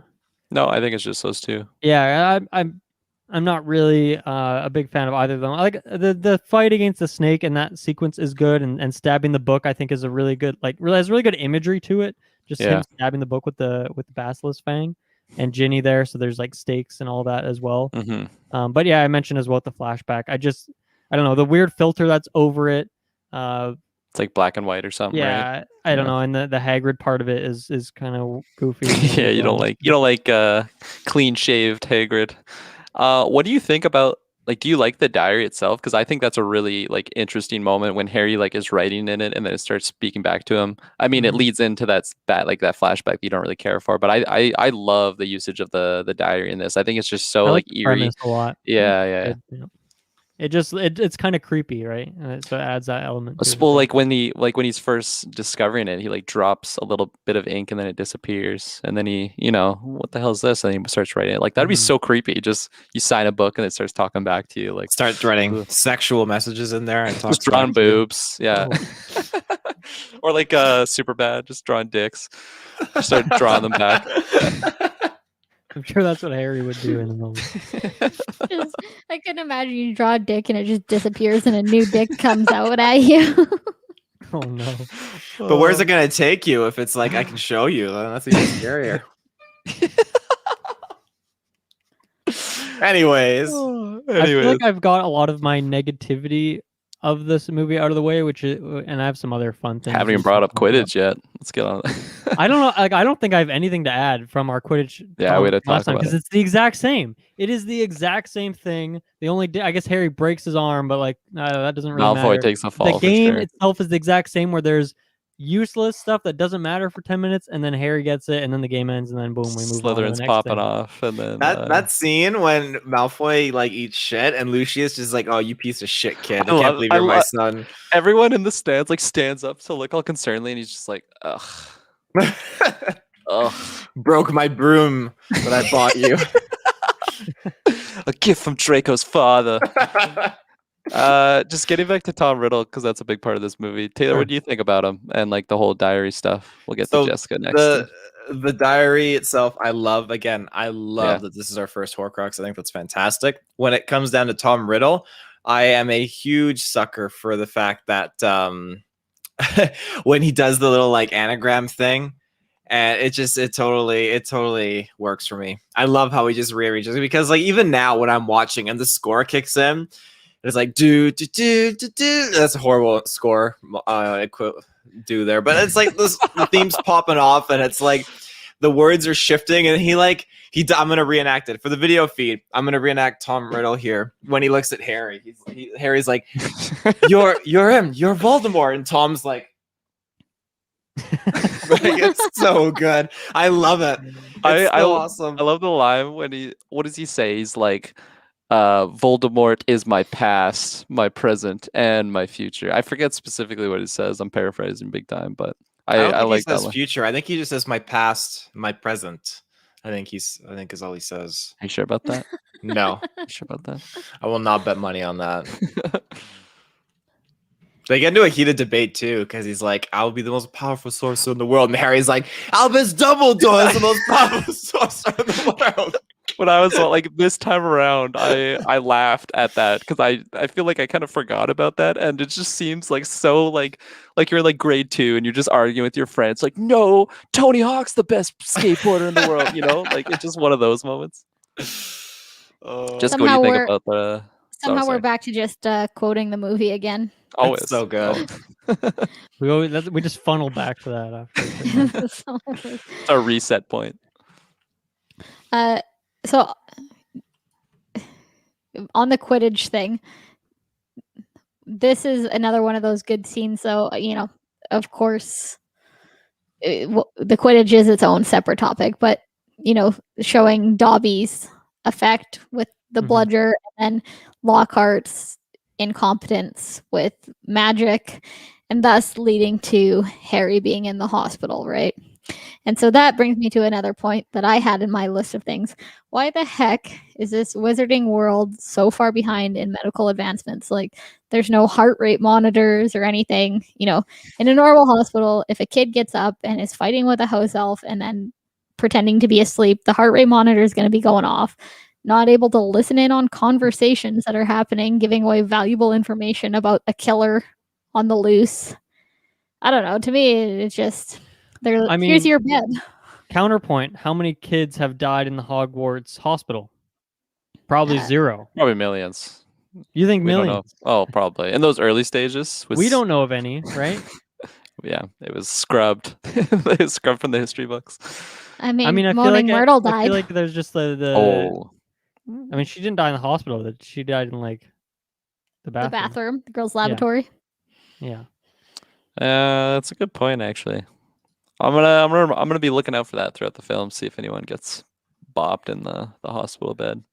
Yeah, I mean, I think it's just whatever they got going on there, it works. They may not have the heart rate monitor, but they got magic. Yeah, what's mean, the the- nurse's name? They said it a couple times. Pomfrey. Totally... Madame Pomfrey. Nice. Yeah, she's keeping people alive. Dude, she's doing in her the job. Lego game, she is OP. When you first get her, she has like all of these spells that you've never seen before. She just pops off, but then you can't like use her. You just get her for like one quick level. But Oh, anyway, the other one too is, I feel like why is there no cameras or anything or abilities for them to have cameras? If kids are getting petrified or dying, why are you not going to be like, yo, let's get some muggle shit up in here? Well, and watch what's they going had on. Colin's camera, right? It's like, check the tapes. Dumbledore check what he approached got. Colin and actually sent him on a mission to patrol the halls Yeah, to try and Colin? capture evidence. I got a special task for you. Okay. Gryffindor's gonna win the House Cup if you do this. This is 100 points for you, Colin, if you can get a photo. It is an interesting point to, obviously their magic is really overpowered in some ways compared to Muggle technology. But then you're right, like they can't really have it both ways. I guess it's just that they choose not to use Muggle tech, or like maybe Dumbledore doesn't know what a video camera is. Like that's a possibility. That is very possible. Well, then why there's multiple Muggle-born students that are there? Why isn't Hermione like, yo, hey, I got something for you, Dumbledore. Check this shit out. And then, put the tapes in your office and see what's going down. Yeah. That That's honestly, that's something I want. That was a kind of a topic I had. It ties right into that. Is I'm just like really curious about Dumbledore, because obviously Harry thinks he's the greatest wizard of all time, and he like, we're told so much how great of a wizard is, and obviously he's the headmaster. But where does a lot of that come from? There's some times where I feel like this guy is really pretty useless. Like, people are getting taken out in the school left or right. He's always just sitting up in his ivory tower, not interacting. I feel like if he's so powerful, can't he do something about this? Can he figure out more information? Why is he so, like, he when they're in Hagrid's hut and they're like taking Hagrid away with that other guy that is randomly in this movie for like 2 minutes, like, Dumbledore knows that they're there in the invisibility cloak. Like, that obviously gave him the cloak, I guess, but still, like, that's pretty powerful that he can just detect their essence there, or that there's someone in the room with them and he looks directly at them. Like, he clearly is strong, and we're told this a lot, but I feel like we're not shown it a lot, at least in these first two movies.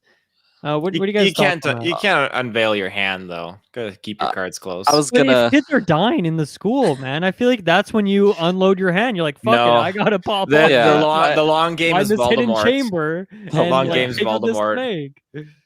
Yeah, I mean, I always Where's kind of the attributed to like almost like a sage or like a Buddha type character, that like he is so all knowing, and like, yeah, he probably has like so much power that he can do, but like Taylor mentioned, like, I feel like he perceives things differently. Like, he knows that maybe some people get bopped here, but maybe if they didn't get bopped here, like the bad guys would just keep getting like, I don't know. I can't really give a clean cut example, but I always kind of attribute it to just like that guy that knows all the answers, but he can't just tell you the answers because that would defeat the purpose.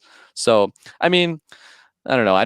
I'm not doing the best at defending my client here, Dumbledore, but I always just looked at him as that type of character, like the Master Uwe from Kung Fu Panda, like the turtle dude. Just like, it doesn't seem like he does anything, but you can just tell that he's just all knowing. He knows all these things, and he's just so knowledgeable. I mean, in the later films, he starts popping off, but Taylor, sound like you were I was just gonna piggyback on the whole camera thing. It wouldn't work because we saw the basilisk destroys camera footage, right? Yeah, fucking Colin. Dumbledore's like, I gave him one task, can't even fucking do it right. Polaroids. I told him Polaroids. Jessica, what's your take on Dumbledore as a more experienced Harry Potter super fan? I mean, why doesn't he do more? Is he not capable, or is he doing what Kirklin's saying and like trying to, like, he's kind of like omniscient in that way, and he can like know what the best thing to do is? What's your take? I feel like one of the really important questions that we have to ask is, when you look at him in Fantastic Beasts, he wears these nice 4-piece suits. And when did he decide that those were out of fashion and went to long scarlet robes? And like his hat, too. It looked like he's ready for bed all the time. He's got one of those sleeping caps on. This is the last film, too, with this Dumbledore, if I'm not mistaken. Yeah, it is. He died before the movie released, actually. Oh, really? Sad. Mm-hmm. I Uh, really like this actor's portrayal, and I'm curious how I'm gonna feel about it because obviously the next guy who plays it plays him for like 6 movies and like a lot more screen time than this Dumbledore. But I feel like I don't know the actor who plays Dumbledore in this first 2, but I think he's great personally. I like this Dumbledore better than the next one. Richard Harris is his name. Richard Harris. Shoutouts to him. Mm-hmm. I feel like so, not that this helps his case. In the books, he's very much kind of the same, very laid back and mysterious, and doesn't really show his hands or his cards. Kind of has that aura of just like a homey feeling. Mm-hmm. And I feel like the next actor does not give off that same vibe. Did you put your name in the goblet of fire? Oh, I can't wait to get to that. Holy shit. Yeah, I mean he's definitely feels like at least like a decade younger than the actor who plays him this time around, and I feel like he does, like, it's like, why does he revert and become more energetic and he feels very like wooden in this movie, not in a bad way, but in just the way that he is, like Kirklin was alluding to, like this kind of sage, like He's like an Ent. He reminds me of an very Ent. Buddha-like. I think that was a great Yeah. mention that you said there, where he just has holds his ground. He's got his posture on point, and he is just like a consistent thing. I can't imagine the Dumbledore from these first 2 movies being like blown off the clock tower, like just falling off by No. like I can't imagine that. It would be so hard. Like he's just he has a one lot piece changes. robe. No, 100%. I mean, just like the different scenes that the other sorry, like I don't know their actors, but like the second Dumbledore, like when, especially when he's like drinking that fluid that like Yeah. Harry has to like force him, and he's just like, please, no more. Like, I definitely agree with you, Taylor. Like, I can't picture this guy doing it, but I love it. I feel like part of me like just feels like it's a perfect type of Dumbledore to have in these first 2 ones, where he's just, because Dumbledore, he died when he's like 115. I'm looking up now, so he's an old guy. So like he definitely looks ancient. I'm not just calling him old, but like he just looks like that wizard that's just so knowledgeable, exudes and wiseness. yeah, exactly. Like I mentioned, like he's almost like a tree beard, just like an old tree that just been collecting wisdom for so long. And I don't know, I like both Dumbledores respectively in their own right. I feel like they both do things better than the others in certain instances, but I really like this guy, and I remember even just being young and going to the third movie, and it was a different one. Obviously I was really young, so I wasn't like on Google like, oh, they recasted this guy, Dad, look at this. Like it was just, you'd go to the theater and then I'd be like, oh, that guy's different. And then I think someone told me he died, and I was all sad because when I was young, I was actually turned off by the second one. I was like, I just want that old one back, Mm-hmm. Yeah, I mean that's part of the look of him. Like he's just old and wise, and everyone talks about how he's the greatest wizard in the world. And I can understand. This whole conversation started from not understanding his exact motives. Kids are dying, and he's just like, well, I'm gonna go eat my sherbet lemons. Mm-hmm. But I think that's, I don't know if this is the best way to put it, but it's kind of like being around a toddler. He's that professor that's like, I'm just gonna let them fall so that way they can learn that it's okay, and they'll stand back up and keep going. Yeah. He's 115, so at this point he would have been 110 or whatever it is, 109. So it's kind of like he's obviously got some knowledge. He knows what's going on. He knows all about, what happened with the war with Voldemort. He was there. He was a part of it. I guess from my own parental experience, I can understand that whole let them try and figure some things out. And, he does step in when it's needed, and maybe not in this movie per se, but Fox steps in for him. Yeah. Right. And I mean, Dumbledore gives the explanation to Harry that like Fox wouldn't have came to you unless you showed like undying loyalty. But like part of me is like, I think Dumbledore probably sent Fox to him. Like come on. And like again, that's just tying back into like the sage guy. Like I feel like he could have said, and again, maybe I'm veering off and just speculating here because we don't know for a fact that Dumbledore sent him or not. I mean, he said he didn't, but in my head, Ken, and I think he did. Like, if he just said like, "Oh, I just sent Fox to help you because I'm Dumbledore and I'm the best sorcerer in all the world," I heard you shouting me out, and that's why I wanted to go help you. But like maybe that would change just like Harry's self-confidence or like whatever it might be. Like I feel like he's just really playing 4D chess, whereas everyone else is just playing regular chess. So.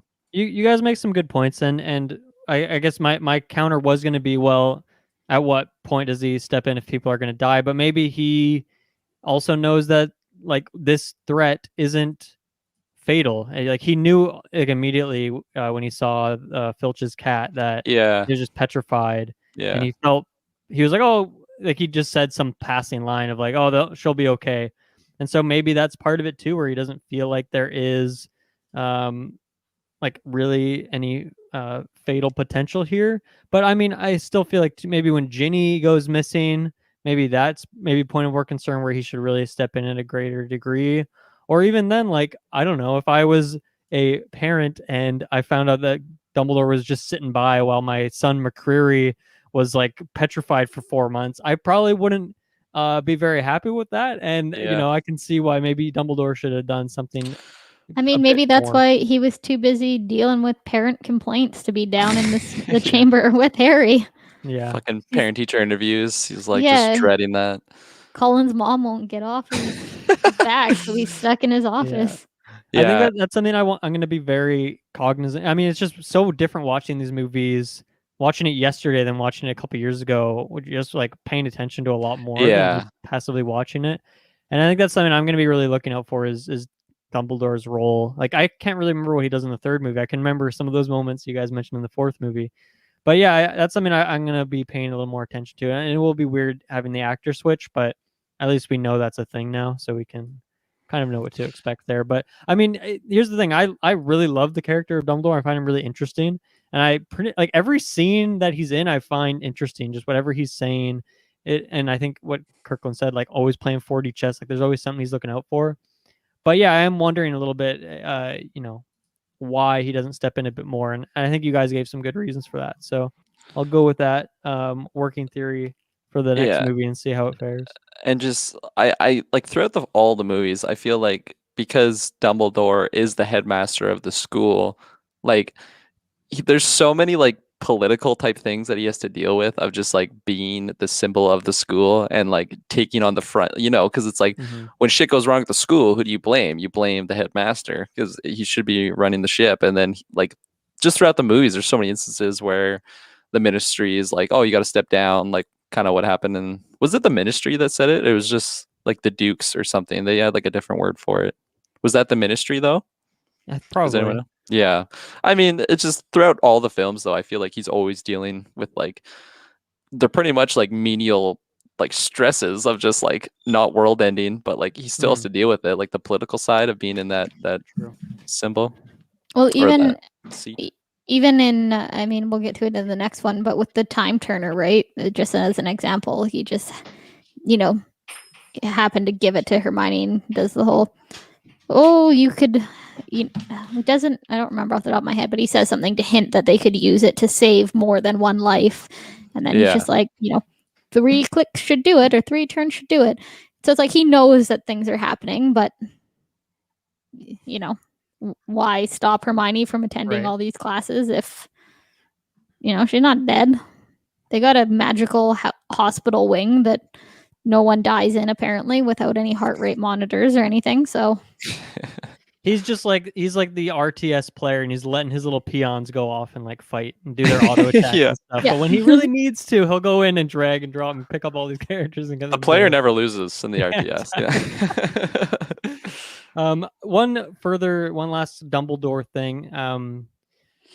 So when Harry, I forget exactly when this happens in the movie, but at some point Harry, I guess it's after like the second or third time that Harry gets caught kind of quote unquote red-handed, and then he gets sent up to Dumbledore's room. I guess it is that scene with Fox.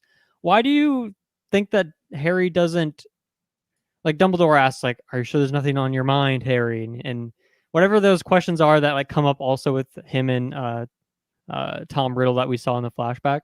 Why don't you think that Harry is like puts more confidence in Dumbledore or shares more information with him, or why don't you think he asks for his help? Is it kind of the opposite of what you guys are saying, of that Harry wants to do things himself? Because I feel like he's still young enough that he would have like definitely take the help, and I feel like he has all the trust in the world for Dumbledore and knows that Dumbledore is the best wizard in the world as well.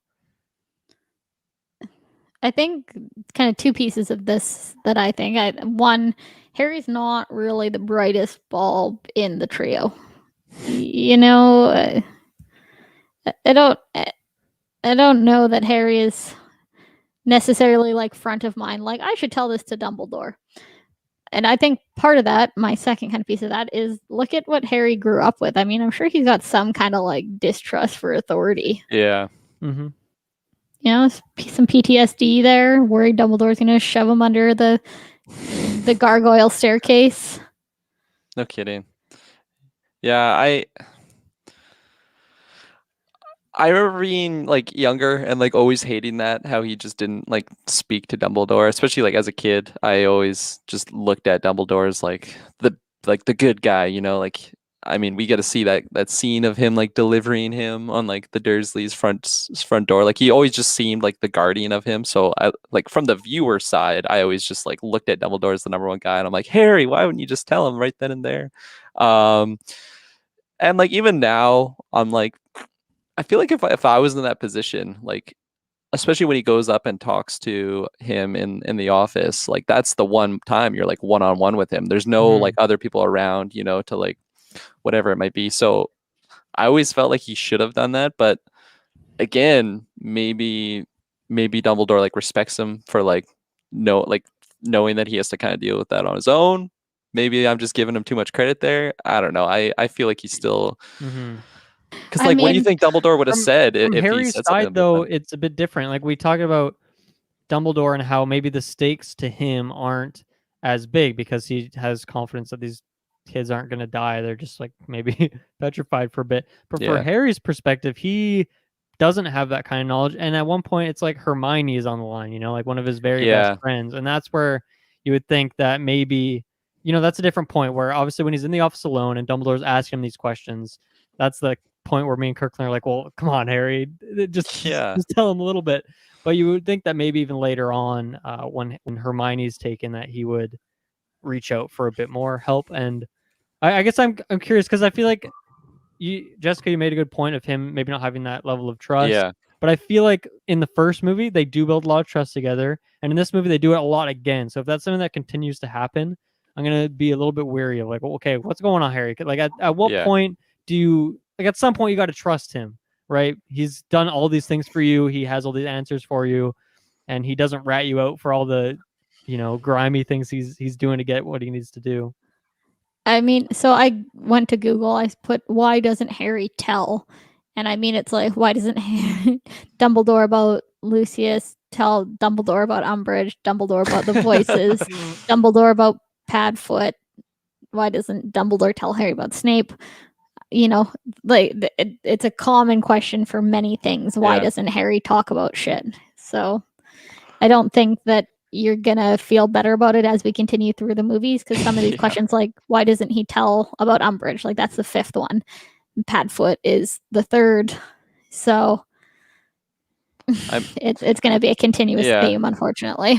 I mean, talking about from like a movie making perspective, like because you have like like the exact same line basically that Tom Riddle and Dumbledore have with like Harry and Dumbledore, and then like the movie maker for the viewer is like, look how similar these two guys are, you know, like maybe Harry is going to be like, just going from that perspective. But like if I'm trying to defend my boy the sage Dumbledore, like maybe it's almost one of those moments of like he does want Harry to not tell him. He wants him to gain the strength because he knows down the line when we get to like movie 7, he knows that Harry's going to have to be going through all of these trials to just get stronger and stronger so that he can actually defeat Voldemort. And because I truly believe he's like looking at it from that perspective of like, if Harry's not strong enough to kill the basilisk, like I need him to get strong enough and do that on his own. It's almost like if you see like a chicken cracking out of an egg and you can't help it out of the egg because it won't have the strength to survive in the outside world by itself. Like it's kind of like a trial that it has to go through. I feel like maybe and again, I might be overly trying to defend my boy here, but I feel like that's the way that he's looking at it. From Dumbledore's As someone perspective, it all that- makes sense. But As from someone Harry's that needed perspective, who's assistance with birthing, I would have died if I did not get assistance with birthing. I don't necessarily think that's the best. You won't take out different for a Voldemort. creature that pops out of a physical egg in the world, I guess. But I mean, like you've explained it, like Dumbledore. Okay, it's all making sense for you now. But Harry's 12, you know. Yeah. And that's where some of it comes of like, is he really that confident that he thinks he can do this all on his own? Like he's trying to get help a bunch of time anyway. I don't know. I don't know why he wouldn't go to that particular source, but yeah, and like Jessica kind of laid out with those other examples of him just not telling Dumbledore. I feel like that's a running theme that I kind of like get irritated with, because if I was in his shoes, I mean, again, I grew up in a different situation. Jessica brought up a good point of like being so isolated, like maybe he just learned to bottle things in. He doesn't want to trust anyone. Like all he can trust is kind of the voices in his head. But I forget which film it is, but it's the one, it might be Order of the Phoenix. It's when Harry's like very strongly trying to talk to Dumbledore like throughout the entire film, and Dumbledore just like completely like ignoring him. Maybe that's just a character shift, and he wants to, I don't know, maybe he's trusting. Again, I feel like I'm not even selling to myself, because I feel like Dumbledore is the one guy that Harry kind of trusts the most, even from like the get-go. But maybe that happens throughout the next couple the movies. Other than his two pals, yeah, for sure. And Hagrid, the boy Hagrid. Yeah, Hagrid too, I guess.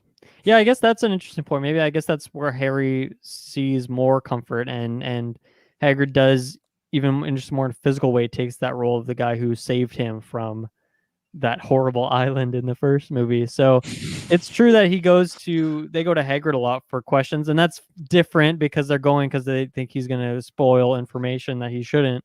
But it's not that he doesn't search for any help. It's more specifically the Dumbledore stuff. But yeah, obviously those two have a very intertwined relationship, and we get that scene in the very last movie when he's in the sacrificial whatever diamond thing. I forget what all these things are called in the later movies. But sacrificial diamond. What is it called? The reviving stone thing? I don't know.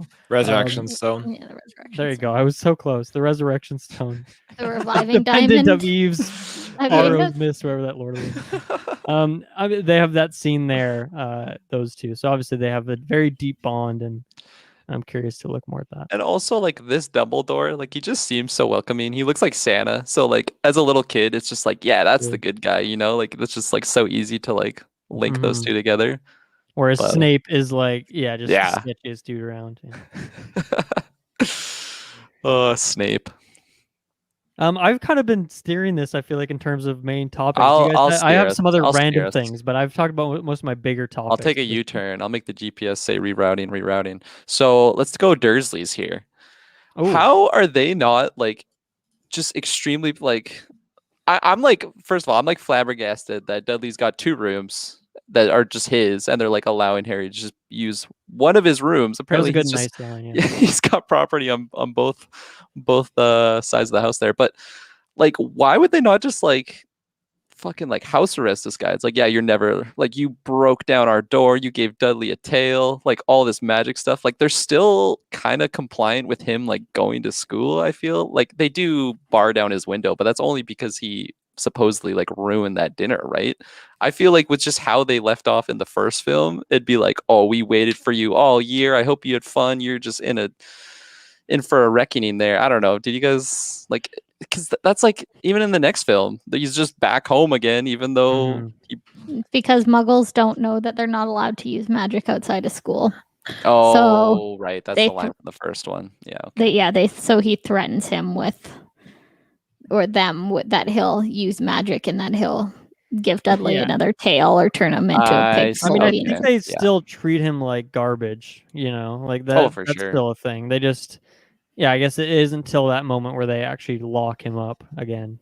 Because you could consider his. Well, he was locked in under the stairs too, right? But That scene though, when they put the bars in his windows, and Mr. Darcy's like, what does he say? Dude. You're never gonna see those freaky friends of yours again. Never. he's great. Okay, So good. He's like so good. after that when they're like the Great Escape.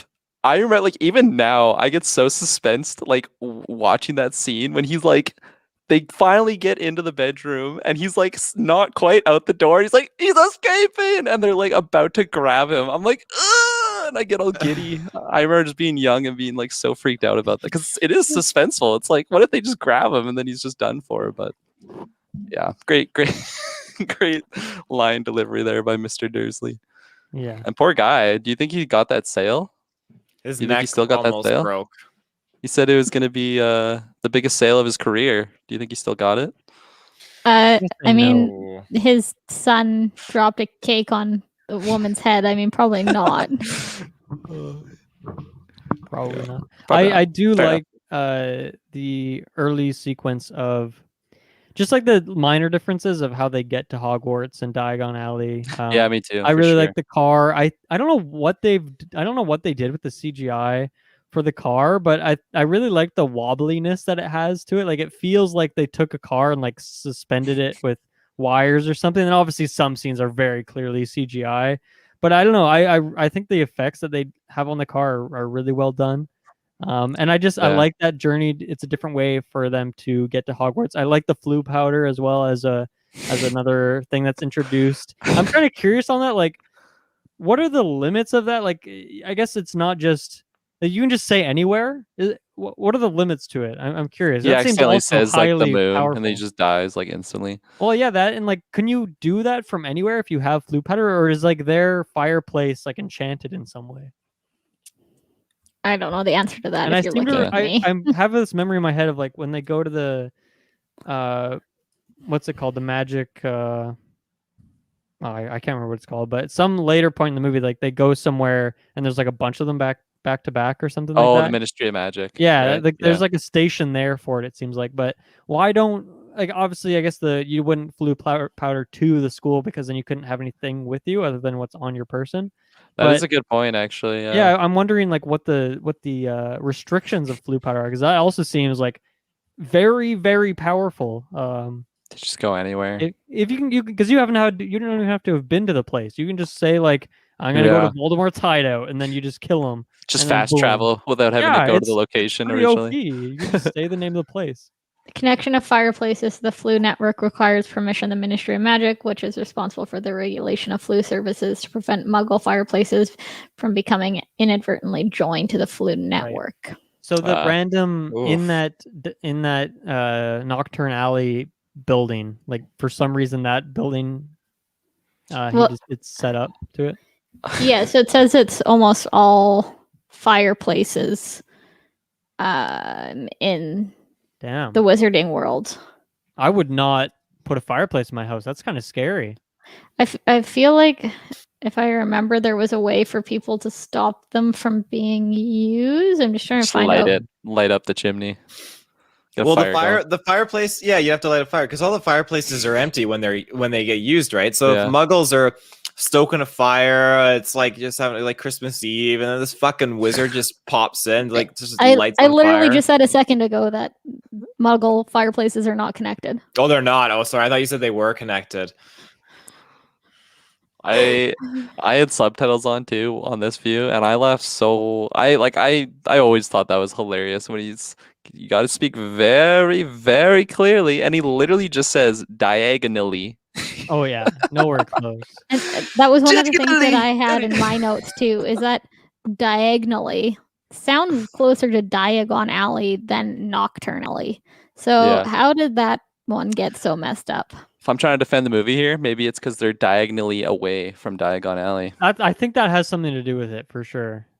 But diagonally to the house would be more sensical, like you should appear in a neighbor's house. Maybe Yeah. the chimney has some memories from where Ron went, And they're like, I think he's trying to go with where Ron went, but he said Well, diagonally. maybe So we'll put him the name of diagonally that from there. door in Nocturne Alley is diagonally or something like that. What I'm wondering is why was like when Harry's out in the street in Nocturne Alley and all the creepy people are slowly walking towards him. Hagrid's one of those creepy people slowly walking in the crowd until he realizes it's Harry. It's like, oh, okay, come with me. But he's He was just about to slowly going with feast. it. He Yeah. was. Not lost, are you, my Do you think dear? Hagrid was telling the truth that he was actually looking for the slug repellent? Oh yeah, he's a truthful man, young lad. Is he? I think so. I mean, he says it a couple times throughout the film, right? Like, I think later on when they're a little sus about him, they think he's the guy that opened the Chamber of Secrets. It's like, what do you got there? It's like flesh-eating slug repellent. He does, but that's like months later, right? It's been stocking up. Yeah, I don't know. Yeah, he Another could've been- thing too, like just because I've seen this so many times, you start just looking in the background of like Nocturne Alley, like that goes far. Like, can you imagine if like Harry started The just long walking the wrong way? diagonal. Oh man, like that is a creepy location. It's very true. Separated by one little corridor to the pleasant Diagon Alley. Where all the kids are. It's all Yeah, happy where all the go lucky. kids are. Yeah, you could Yeah. lure a kid down that alleyway. Like, hey, you want Fuck. want some Horcruxes, kid? I remember being young too, and when that like claw like grabs Harry, holy, that was like a huge jump scare. Scared the hell out of me. That's such a creepy little room. Like they got like skulls around there and some other creepy Definitely things. bad vibes. Bad vibes.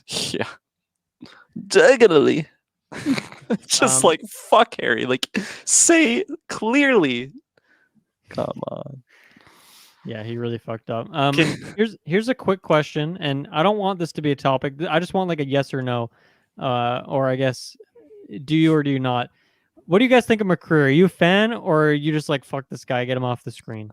McCreary. Who is this again? The photographer kid, Colin? Colin. Colin McCreary. I like him.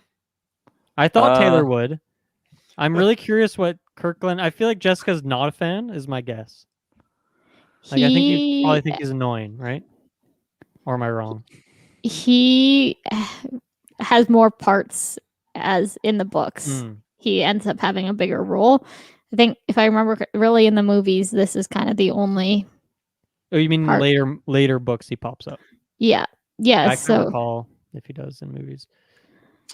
I don't necessarily. I mean, if you think about, I don't know if you guys have an 11-year-old in your life. I mean, I have. My brother is 12 now, so around that same age, and they're annoying as fudge.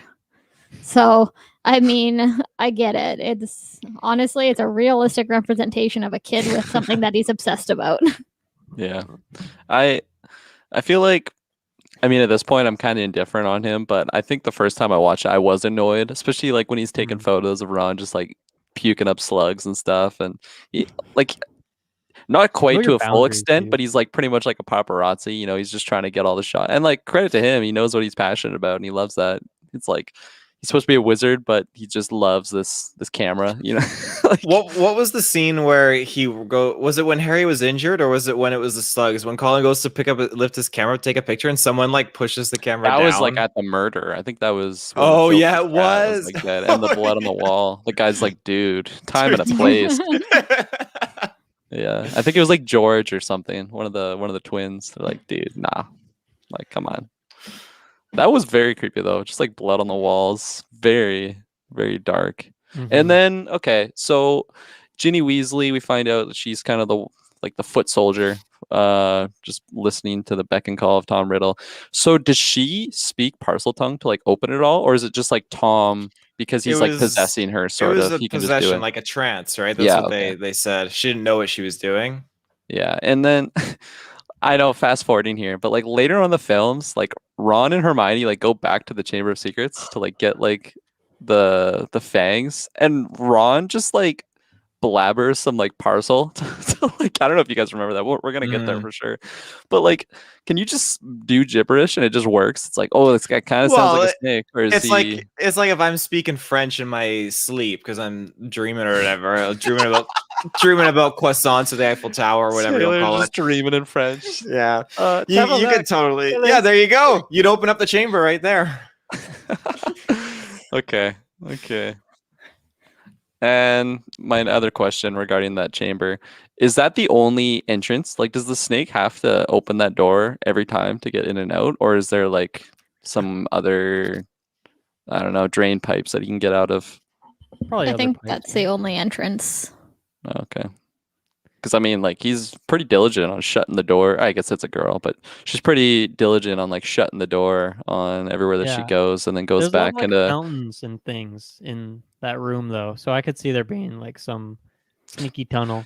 But like also just like at the entrance, like once the vault door opens, there's just like a huge ladder there, and it's just like the snake has to get around that. Like every, I don't know. I was being pretty nitpicky this time around, but Especially still, it's like 60 feet long. fuck yeah, I know. Pogo, man. That's huge. That is Ogopogo length. I've seen them, but yeah, no, I love the chamber overall. I think it's such a dope look with like, because that's supposed to be Salazar, right? The head. Yeah, just like think him so. at the end of the corridor with all like the snake statues and just the water. It's just such a cool look. And when they first enter, or not they, but when he first enters Harry, and like that theme kind of plays of just like the ambiance builds. I love that chamber so much. I think it looks so just badass. Perfect like boss fight room, you know. I don't understand how he just got to build this massive giant secret room and no one noticed or said anything. And Yes, thank you, Taylor. you know, why doesn't Helga Hufflepuff and Godric Gryffindor, why don't they get to build their own secret rooms? Maybe they Well, they did. do. I mean, the first movie, there's a giant secret set of rooms, right? Who built that? Maybe that was Helga's. That was where she would hang out with the keys flying around and the chessboard. I mean, it's something I'll bring it up now. I debated bringing it up in later cast, but why did these just like never come up again? You know, Harry's the only one that's a parcel tongue. Why did they not train down in the chamber? Or why don't they go to the 4th floor dungeon, wherever that was?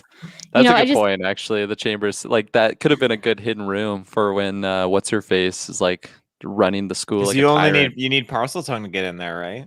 Yeah, but Harry is the leader of Dumbledore's army there. Umbridge wouldn't be able to get in unless he No, blasts exactly. it. That's like what I Jessica's feel like saying. she's Why a didn't they parcel use tongue that? too, though. Oh, probably. She's probably a basilisk. Maybe there's some reason about it. Maybe it's mentioned and I'm just not thinking about it off the top of my head. But I just, the first movie, this is mentioned and then never brought up again. And then in the second movie, the chamber's brought up and never mentioned again. And it's just. Well, they go back to the chamber. Okay, you know what I mean. I Come know on what you now. mean. I just want to be exact. I mean, the chamber makes sense just because of the parcel tongue. Like, why would Harry go there by himself just to have lunch? Like, I don't know. Well, Well, no, and so- for when he's training the army. Yeah, It's like, Dumbledore's guys, come with army. me. Yeah. Yeah, but Dumbledore's army. if he's the only one that can get in there. Well, they You can gonna follow open him. the door for each 30 Yeah. people one at a time.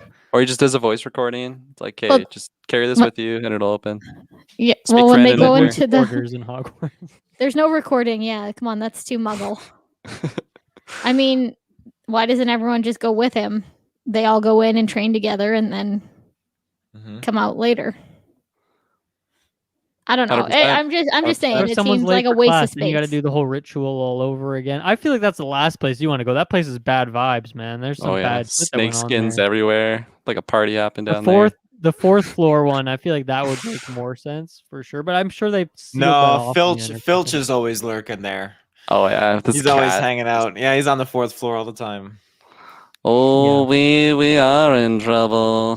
Maybe they sealed those places off. I don't know. I mean, I guess you're right. They do go back to the chamber, but I mean, maybe the 4th floor one. Maybe they sealed that place off. Who knows? Who knows? Maybe it's just open. Maybe that's where the students go down in there, take some drugs. Yeah, I mean, maybe it is used for drugs for sure. I can see that. But yeah, just like the That's why you chamber. buy your polyjuice potion. Like if I was, yeah, I feel like I just wouldn't want to go down there. Like that's just creepy as hell. Mhm. One quick thing that I really love, I put this GIF in our chat today, but when Ginny sees Harry at the Weasley residence and she does like this shocked face, and I love that. It happens reaction. again.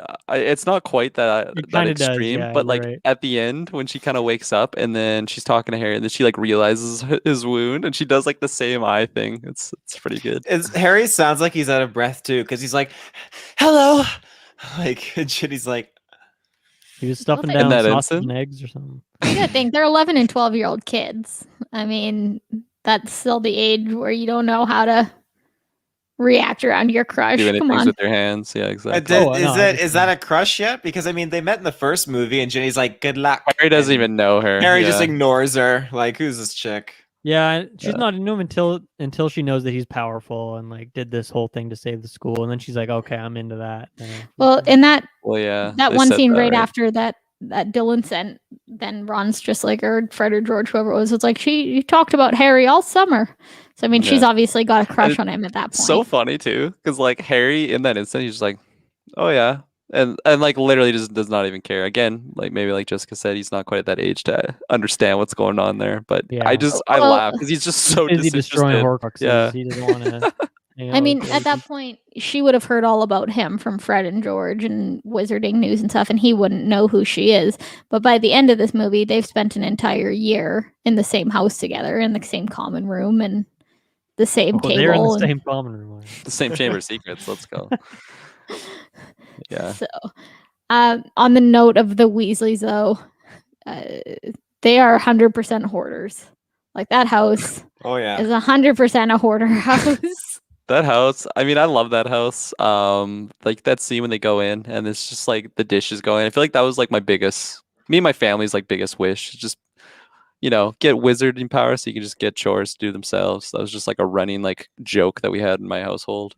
How is but your I- house still that hoardy though? If you can like use magic and you can create the bag that has infinite space in it that you can just put stuff into forever. Then you can't just show it off. I don't know. I mean, you got like 8 I can't people living defend in the them. house, right? That's a lot of people. I love pretty too when they chaotic. come in and like it's like the grandfather clock that like tells them where they are and it like goes by prison. Oh, it's good. But like you look at how much space they have, like farmland. I mean, I got some why pigs. don't they build a bigger house for their 8 people so it's not so hoardy? Well, you don't Maybe they like necessarily it. need a big house. I love their house. It's way better than fucking Malfoy's dredgy mansion. It's all dark and gloomy with jails in the basement and stuff. I mean, I think that's debatable. Wow. Jessica's into that house. She's into it. I mean, I'm into not hoarding houses. There you go. I feel like it's stressful, Like there's definitely probably owl poop I feel on like the floor. jail cells are Oh, also pretty definitely. stressful. Yeah. Depends if you're into that sort of thing. Yeah, Yeah. just like Don't having kink to- shame me. Chains and whips, yeah. Oh my god. Another interesting Weasley point in this one is Yeah. there's a couple of scenes where you can see that Ron's robes are actually faded when he's next to Oh, like Hermione. hand-me-downs. Yeah, Yeah, exactly. So that's they're kind of nice. like gray instead of black. So nice nod to his Yeah. hand-me-down robes. I like What that. what do you guys think of the what did Seamus say? Weasley's got himself a howler. Yeah. Another good Seamus Again, line. all the Seamus lines are immaculate.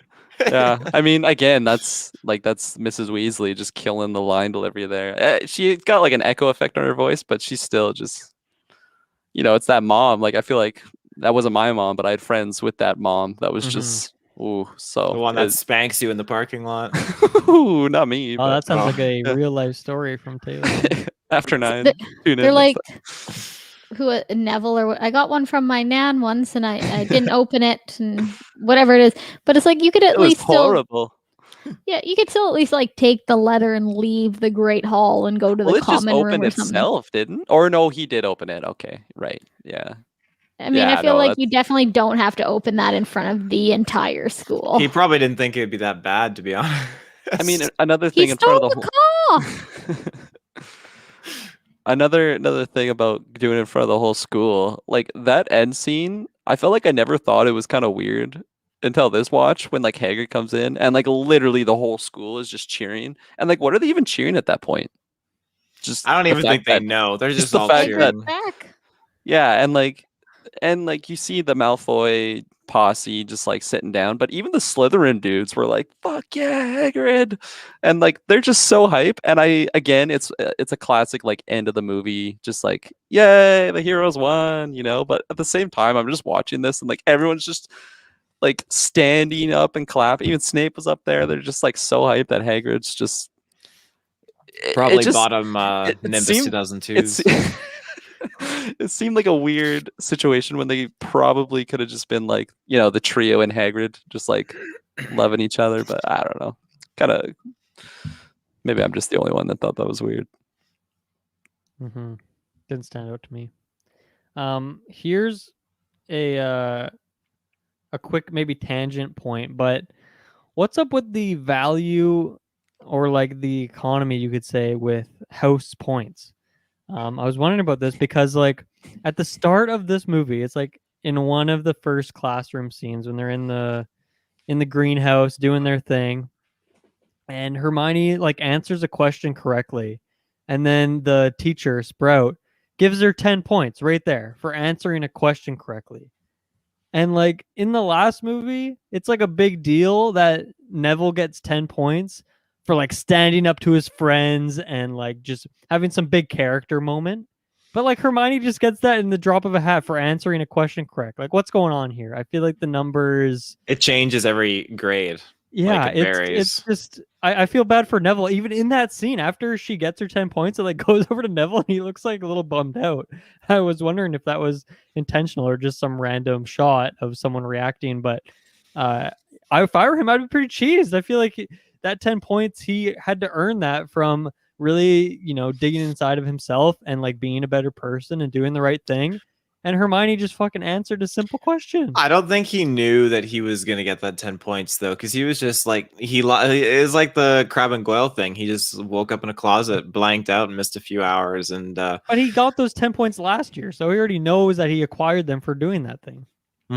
I guess it's just the different teachers too. Maybe Professor Sprout Yeah. wasn't there and didn't know the whole story, and it was like 10 points. I make that on an easy Tuesday. So Yeah, do you think that someone should be awarded points for answering a day one classroom question? their economy in Hogwarts is clearly falling apart, and it needs to be Yeah. rectified. Yeah, I really need some. my and whole I don't attach. think they declare a winner at the end, or did they? Did I miss that? I think they do Gryffindor again, don't they?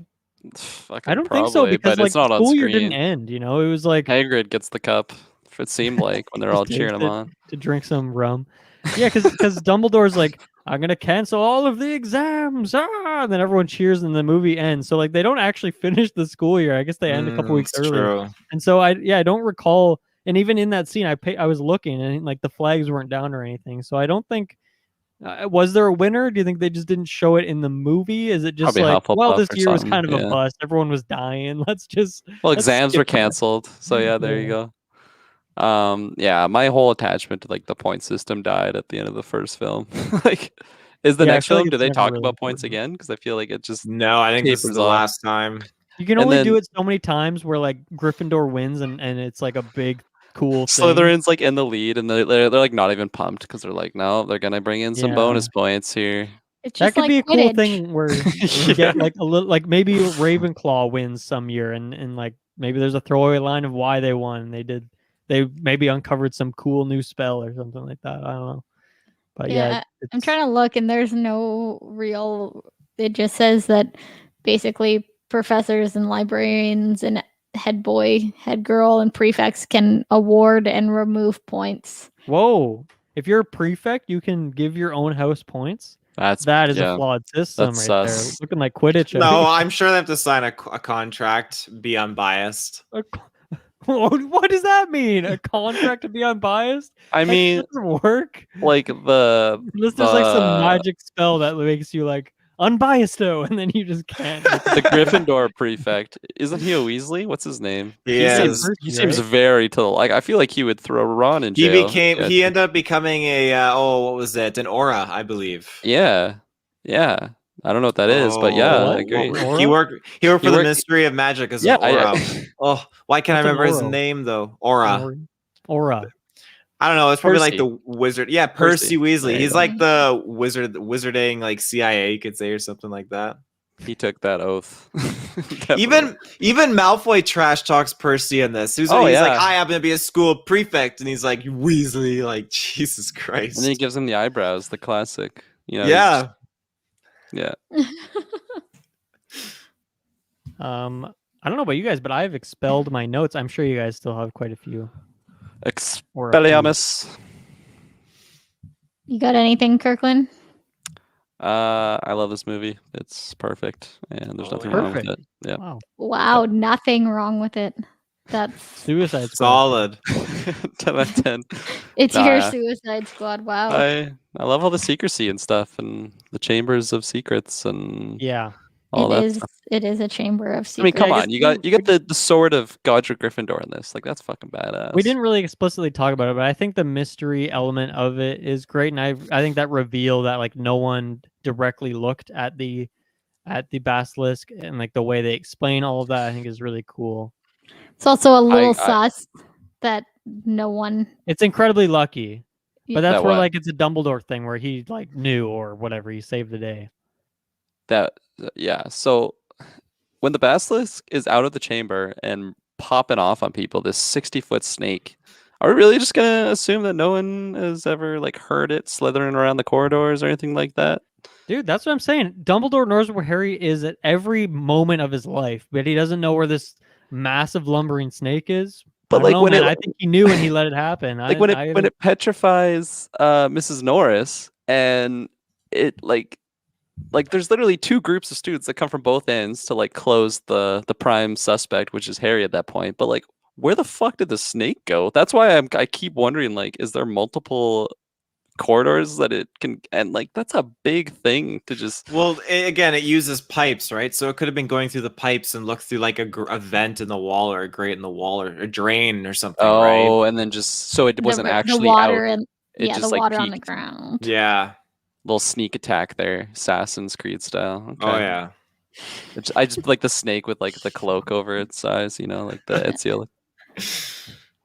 Okay, I never thought of it until this watch through when like Harry's like listening to the walls. It's like kill, and then it goes like right to the murder scene, and I'm like, where the fuck did that snake go, or like where did it come from? It's very sneaky. I mean, very it's been there for however many years, right? 1,000 years it was. I looked it up. Yeah, skilled sneak for sure. Do you think it started just really small, or did it start that size?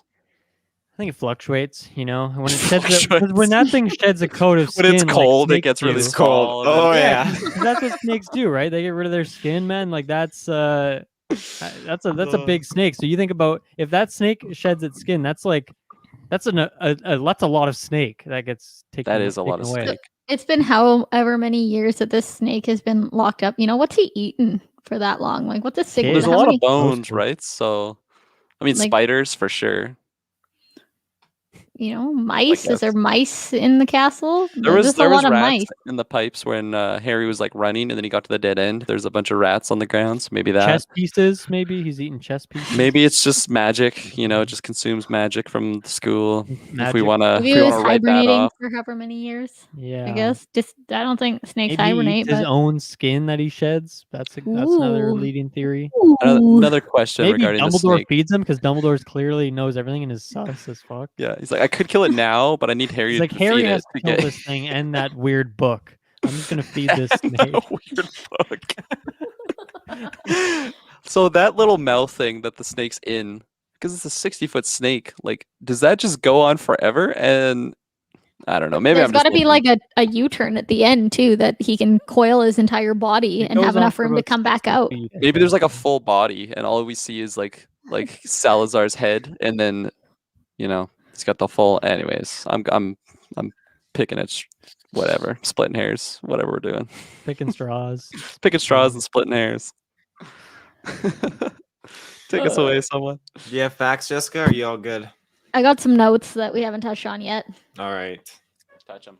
So, one is I love the fact that when they're trying to get onto the platform, Molly goes on before Harry and Ron, and then they never came through, and she just doesn't go back or look or care or notice. Like, your 12-year-old children are supposed to follow behind you on the one and only platform that you can come through to get on, and I don't know, like, does that not? She stuck too on the other side? I don't think so. It Well, they would never- be stuck. That's what Ron said. Like, if we can't get through, maybe mom and dad can't get back. But they didn't wait very long to find out. No, they fucked off right away. The car. I love too how it's like the exact same like train conductor dude from the first film that was like 9 3/4, think you're funny, and then here like these two kids just fell or like crashed into a wall, and he just comes over. It's like, what do you do? I don't even remember what he said, but Lost just, again, control of the trolley.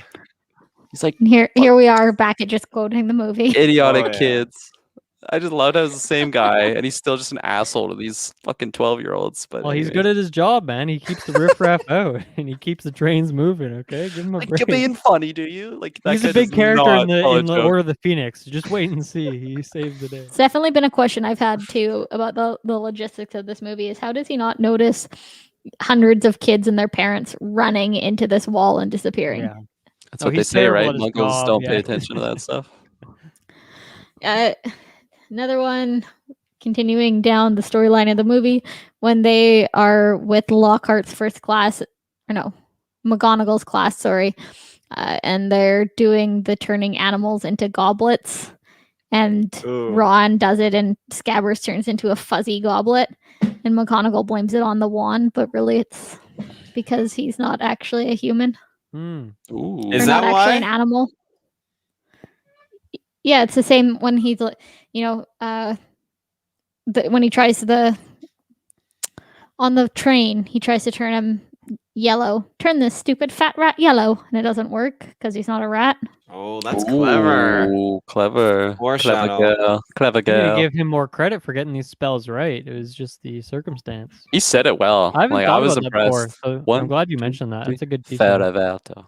But didn't he say, like, my brother George gave me a spell to turn him yellow? We want to see. So that implies that it worked before, right? Because George did it. Maybe he did it to his own rat. But Yeah. but isn't it Or also no, isn't he his said he wand broken at Told that me point, or this does it spell. Mm. does Yeah. his wand break after or before that point? It's broken at that point It's because he broken. breaks it on the way to Hogwarts, right? When they're In the car with stop, Whomping stop, Willow. stop. So I mean, I Thankful like it's not that your solution, neck. but I also feel like it might just be that his wand's broken Because because he fucks up various spells throughout this movie. He just turns himself He into a fucks up cup. the Yeah. snail one. He fucks up that one when Gilderoy uses his wand. He fucks it up, right?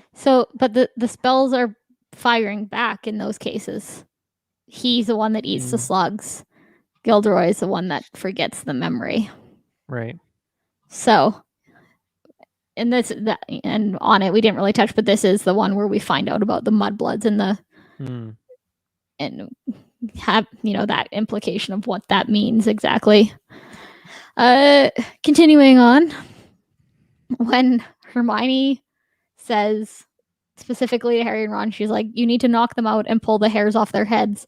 Then she's like, "And I got these hairs that I pulled off a robe," and it's like, I feel like there's some contradiction there that you're telling them very clearly to receive it off of this character. But then also, could you not notice, like I feel like if someone had my hair, you'd be able to tell the difference between that and a cat hair.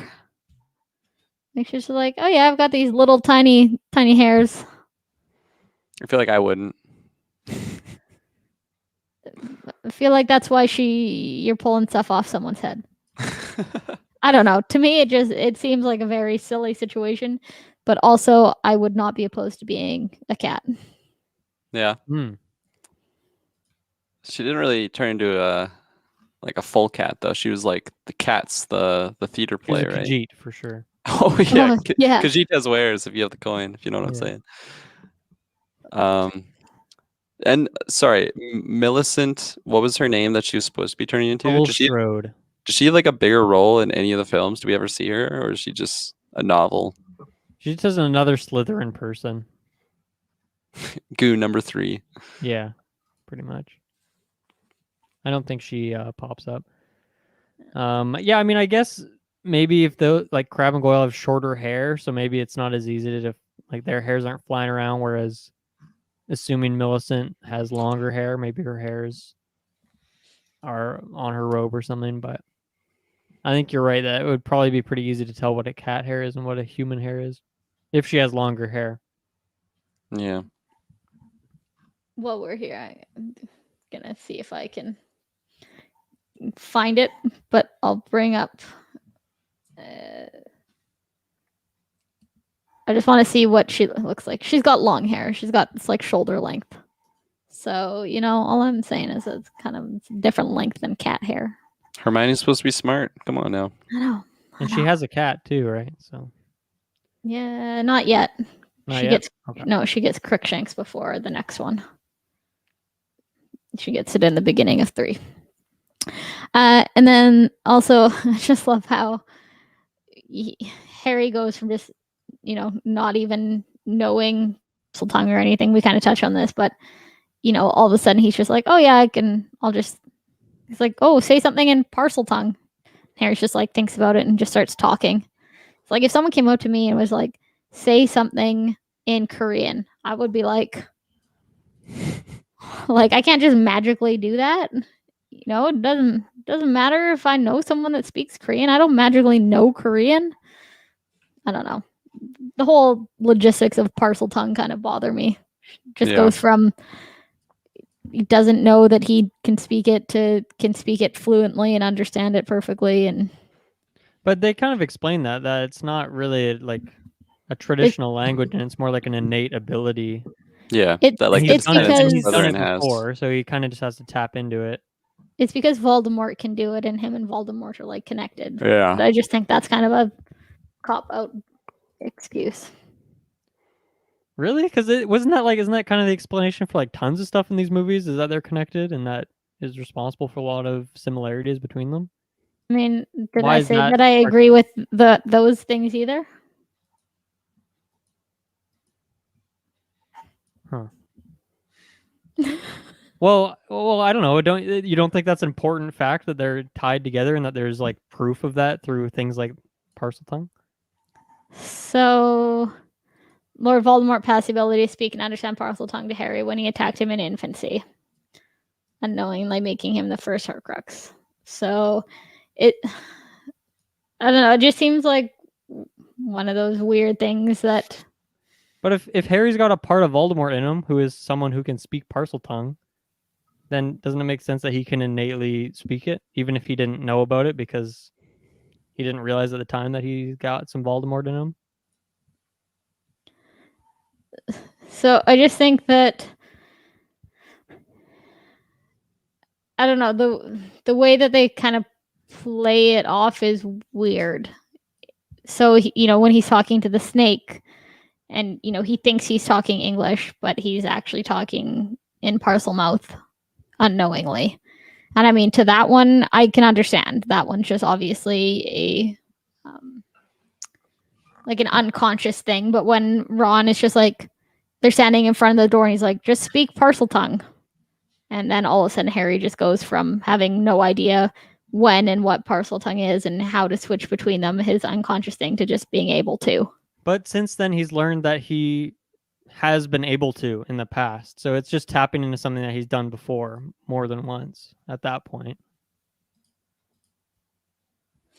So, I mean... It's like he did it, a year and a half ago, whatever, when he was at the, not the aquarium, the zoo. The zoo. Right, and he didn't realize that he was doing it at the time. But since that moment with Ron, that happens earlier in the movie when he learns that he is capable of speaking it, and that he's done it before, and he did it in that like zoo a year and a half ago. So why wouldn't he be able to do it now? So I think it's not like he has to write a dissertation in like Parseltongue. He just has to say like whatever, right? That's what I was gonna say. It could be like Taylor had mentioned earlier. He just says un baguette de fromage. Some random thing that makes cheese bagels. Oh yeah. No, that's cheese bread. You're close. Baguette. Yeah, it's not just bagel. Like long bread. A baguette's just like a long loaf of bread. Yeah, it's cheese bread. Oh, he's gonna Google. He doesn't trust that I know what a baguette is. It doesn't have to be cheese. Yeah, fromage. Yeah, fromage is definitely Oh yeah, cheese. fromage. Yeah. But you just said That's what I baguette. said. No, un Okay. baguette de fromage. Oh, okay. Sorry. Cheese bread. I was You out guys of are the. like I was in the different Discord chat. Yeah, sorry. languages are complicated. This is why I think that there's They are. some gray areas with the parcel tongue. That's all I'm I thought saying. you were speaking parcel. I didn't hear. But for the sake What of are you getting what at? Harry needs it for, he just needs to do that. He can just spew some random nonsense. And that's what I'm saying. You know, I can understand Yeah. what Taylor was saying about. Okay, now we're back to, he could just go walk up and my only French that I know is, baguette de fromage or omelette de fromage. That has nothing to do with the chamber, but if I needed to speak French and that's what I walked up and said and it worked. I mean, it's just one of those things that for some reason it bothers me. Maybe, I don't know, it's like your Quidditch, it bothers you, but for other people, they like it. For me, I don't know why. I unconscious just think that language thing. You're like critiquing it from a story reason. It doesn't make sense why he can speak it, but I feel like there's tons of reason why he can speak it. So I think I feel like there should be more pieces of it leading up to that, I guess. Like, do you want him to go learn about it in a book or something? Is that what you mean? Yeah, I mean, even that, I guess, yeah.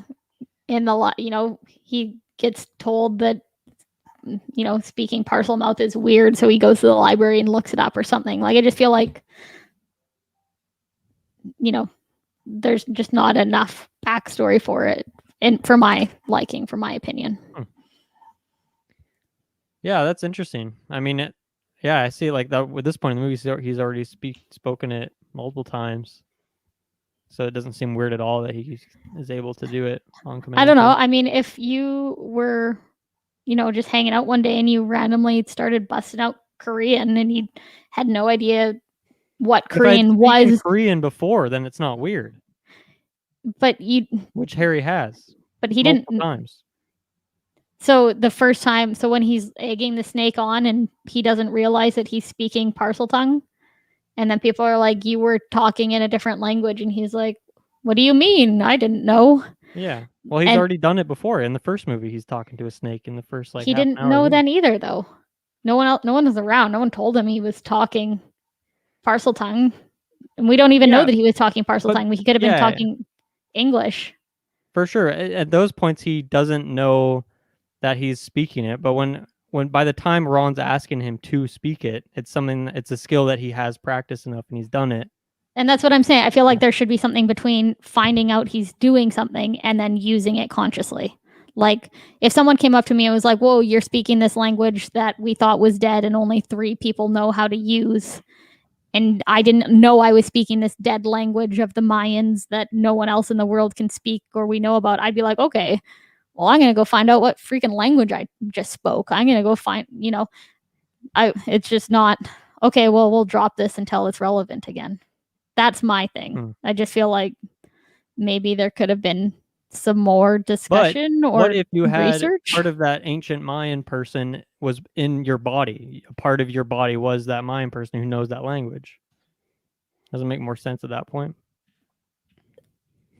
I mean, he's practiced that muscle. He's got it in him. Why can't he do it? That's a good point. I don't remember how much it said about who else knew about it at that point. I'm trying to remember. The parcel? Yeah, like when that happens and they're saying, oh, it sounded like you were egging him on. You were talking in parcel tongue. Well, yeah, because Hermione mentions, like, she obviously knows about that, but she knows that it's a rare thing. I mean, she's a very well-read student, so maybe she just knows so much about the Wizarding World in general that she's just kind of heard about it. But, I mean, like, do you think just the students would, like, him talking to the snake then, would they be like, what the fuck is that guy doing? Or would they be like, holy shit, he's speaking parcel tongue? Like, do you think it's just, like, a well-known thing? It's not exactly clarified in the films. Yeah, I think it just depends on the student. Like some would. Well, I mean, even Ron knew about it, but maybe Ron and Hermione were chatting or something. Maybe the people that are like born in the Wizarding world, like the Weasleys, they Yeah, just hear about things like that. Slytherins would probably know about it. Oh, So he probably. doesn't even learn about where he got the ability until he's already in the Chamber of Secrets and he's talking to Tom Riddle. Like I feel like wouldn't you have researched why you can magically speak this language out of nowhere before that? That's what I mean. What would he research for that though? Like why he can speak it? What is this language that you can speak Well, he magically? knows what Parseltongue is far before that conversation with Tom Riddle. But he doesn't know where he got it from until that conversation with Riddle. That's Well, what it I doesn't mean. matter if he knows where he got it from. If he has the part of him in him that is some evil lord who can speak it. Well, no, because at that point when he first starts talking about it at the dueling club, he doesn't know all of that, does he? All he knows is that he was attacked by Voldemort. Yeah, well, you just said when he was talking to Tom Riddle. It's when he finds out that he's got that part of him in him, and that's why he can speak it as well. Well, but he knows that he spoke Parseltongue before that, though. Because he finds out during the duel that he was speaking it, right? Yeah, and I feel like I swear I'm repeating myself, and that's why I feel like at that point he doesn't know why he can speak it, but he knows he can speak it, and I just feel like at that point I would do some research of why the heck can I just speak this language out of nowhere? What is this language that no one else speaks that I magically can with no training or knowledge of it whatsoever? It's more just a logistic thing. To me, that does not need to be in the movie at all. That would just be a really boring scene that doesn't add anything. But that's I don't know. I guess if it doesn't make sense for you, it doesn't make sense for you, and that's no. And I'm not saying it needs to be in the movie. I'm just saying that I think the logistics of the Parseltongue, it's just silly to me. Honestly, this feels like a really silly conversation because I just don't think it makes sense without extra pieces. I don't think extra pieces need to be in the movie. I was just pointing out a critique that I had. Yeah, for sure. All right. So, Taylor, what do you think about Parseltongue? Fuck. All I'm saying is, if I could talk to snakes, let's fucking go. I'm down. Dude, I would so be a Parseltongue. I'm not even gonna lie. Yeah. I don't think you can learn it though. No, I mean, if my parents had to get killed, yeah. I'd probably say no. But I mean, the trade-off isn't that bad. I'm just saying, if I was placed in the Wizarding world, if I was placed in the world of the Wizarding world, I would just be Parseltongue. Let's be honest. I would be the Triwizard champion, head boy, captain of the Quidditch. What is Headmaster? I'd be what everything. does he say? What does he say? What does he say? God. The freaking evil dude Lockhart. He's like oh yeah, something Merlin, third class. Oh, his his title basically. That's you right all there. of his credit. Oh, totally. Third class. Anyways, yeah, good stuff. I mean, someone has created it just similar to like how people create Navi and whatever, like the actual language. Whatever Star Trek language. So I mean, you could learn it if you want. But I won't let me talk to snakes. If I go to a rattlesnake, I'm still gonna get poisoned. So it doesn't really do me any good. What if he's just like, "Hey Taylor," and you're like, "I'm actually doing it." I do the Ginny Weasley face. Nice. All right. Maybe some facts. Anyway, yeah. Does anyone else have some facts? I got some trivia. If you want to go trivia, let's do it. Sure. Jessica, you got any more facts? That was my last thing. Nice. All right. Taylor the field. So yeah, closing us out here with some trivia. Shirley Henderson, who played Moaning Myrtle, is the oldest actress to portray a Hogwarts student. She was 37 years old in this movie. Damn, that's which is absolutely crazy. Yeah, knew that one. At around 15 minutes, the opal necklace, which plays an important role in Harry Potter and the Half-Blood Prince, can briefly be glimpsed inside a display case in Borgin and Burke's shop in Knockturn Alley. Ooh, that's interesting, eh? I have Mhm. no idea what any of that means. The opal neck is that a Horcrux? No. What is that? The opal necklace. I don't know what the significance is. I don't think it's a Horcrux though. I guess we'll find out in the later film. We'll wait and see. Yeah. Yeah. At around 17 minutes, when Hagrid is escorting Harry out of Nocturne Alley, and again when Lockhart turns to show his other profile to the photographer, hardcover editions of Harry Potter books can be seen on the shelves. That's cool. Ooh, that's cool. At around 20 minutes, while chatting with the Grangers at the bookshop, Mr. Weasley says, "I understand that Muggles are afraid of you. This is because they are dentists. This running gag from the books is not explained in the movie." Sorry, what's the line? I understand that other Muggles are afraid of you. So he's saying that to like the Grangers. Oh, I don't remember hearing that line. Is it just when he's this like running talking to them in the gag? back? It's not explained in the movie, but it's a gag from the books, I guess. Oh, a I running gag. see. No, that's a good one. Should have been in the movie. Mhm. Could have cut out some spider time for that one. Oh yeah. Good Daniel thinking. Radcliffe was offered approximately $181,000 for this movie, but the Actors Union Equity stepped in and negotiated new terms, which increased his salary to $3 million. Holy shit! And That's a quite the pretty increase. good turnaround. Holy shit, indeed. then he goes guns How much do you akimbo. think Yeah. Seamus made for this movie? The actor who He plays probably got Seamus. he Probably got got stuck with 108. 181,000. Yeah. I think he got 108, like period. That's for having two $108. spoken lines and a few reactions here or there. And being They just 12. love his line delivery. Oh yeah. Lucius Malfoy was originally not supposed to have long hair. However, when Jason Isaacs was cast in a role, he requested a longer hair so that he could be distinguished from his son Draco.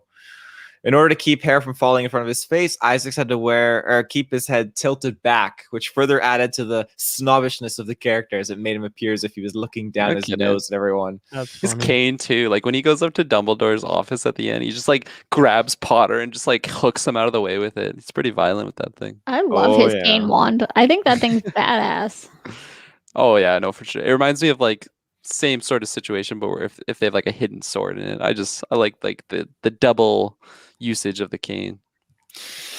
Okay, the vehicle that they used was the Ford Anglis, which I guess is J.K. Rowling's vehicle from high school or something along those lines. But anyways, 14 of them were destroyed to create the scene where Harry and Ron crash in the Whomping Willow. Wow. 14.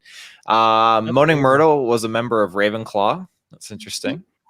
Eddie Redmayne, who was cast as Newt Scamander, auditioned for the role of Tom Riddle. Oh, Travis, shout out to Travis. I bet he would have fucking loved Tom Riddle as Eddie Redmayne. That's a perfect match made in heaven right there.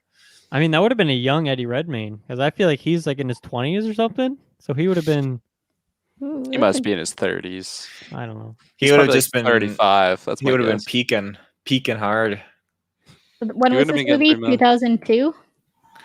Around there. Sure.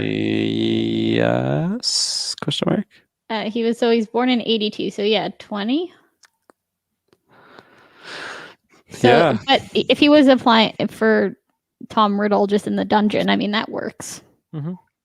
Not It's actually for me to like Voldemort. picture Newt as like kind of like a creepy presence though, because like this guy, he doesn't just seem like a creepy guy, but I feel like the way that he talks, it comes off creepy. Whereas I feel like Eddie Redmayne, it'd be He's definitely more the weird character. It works for Newt Scamander. yeah. Mm-hmm.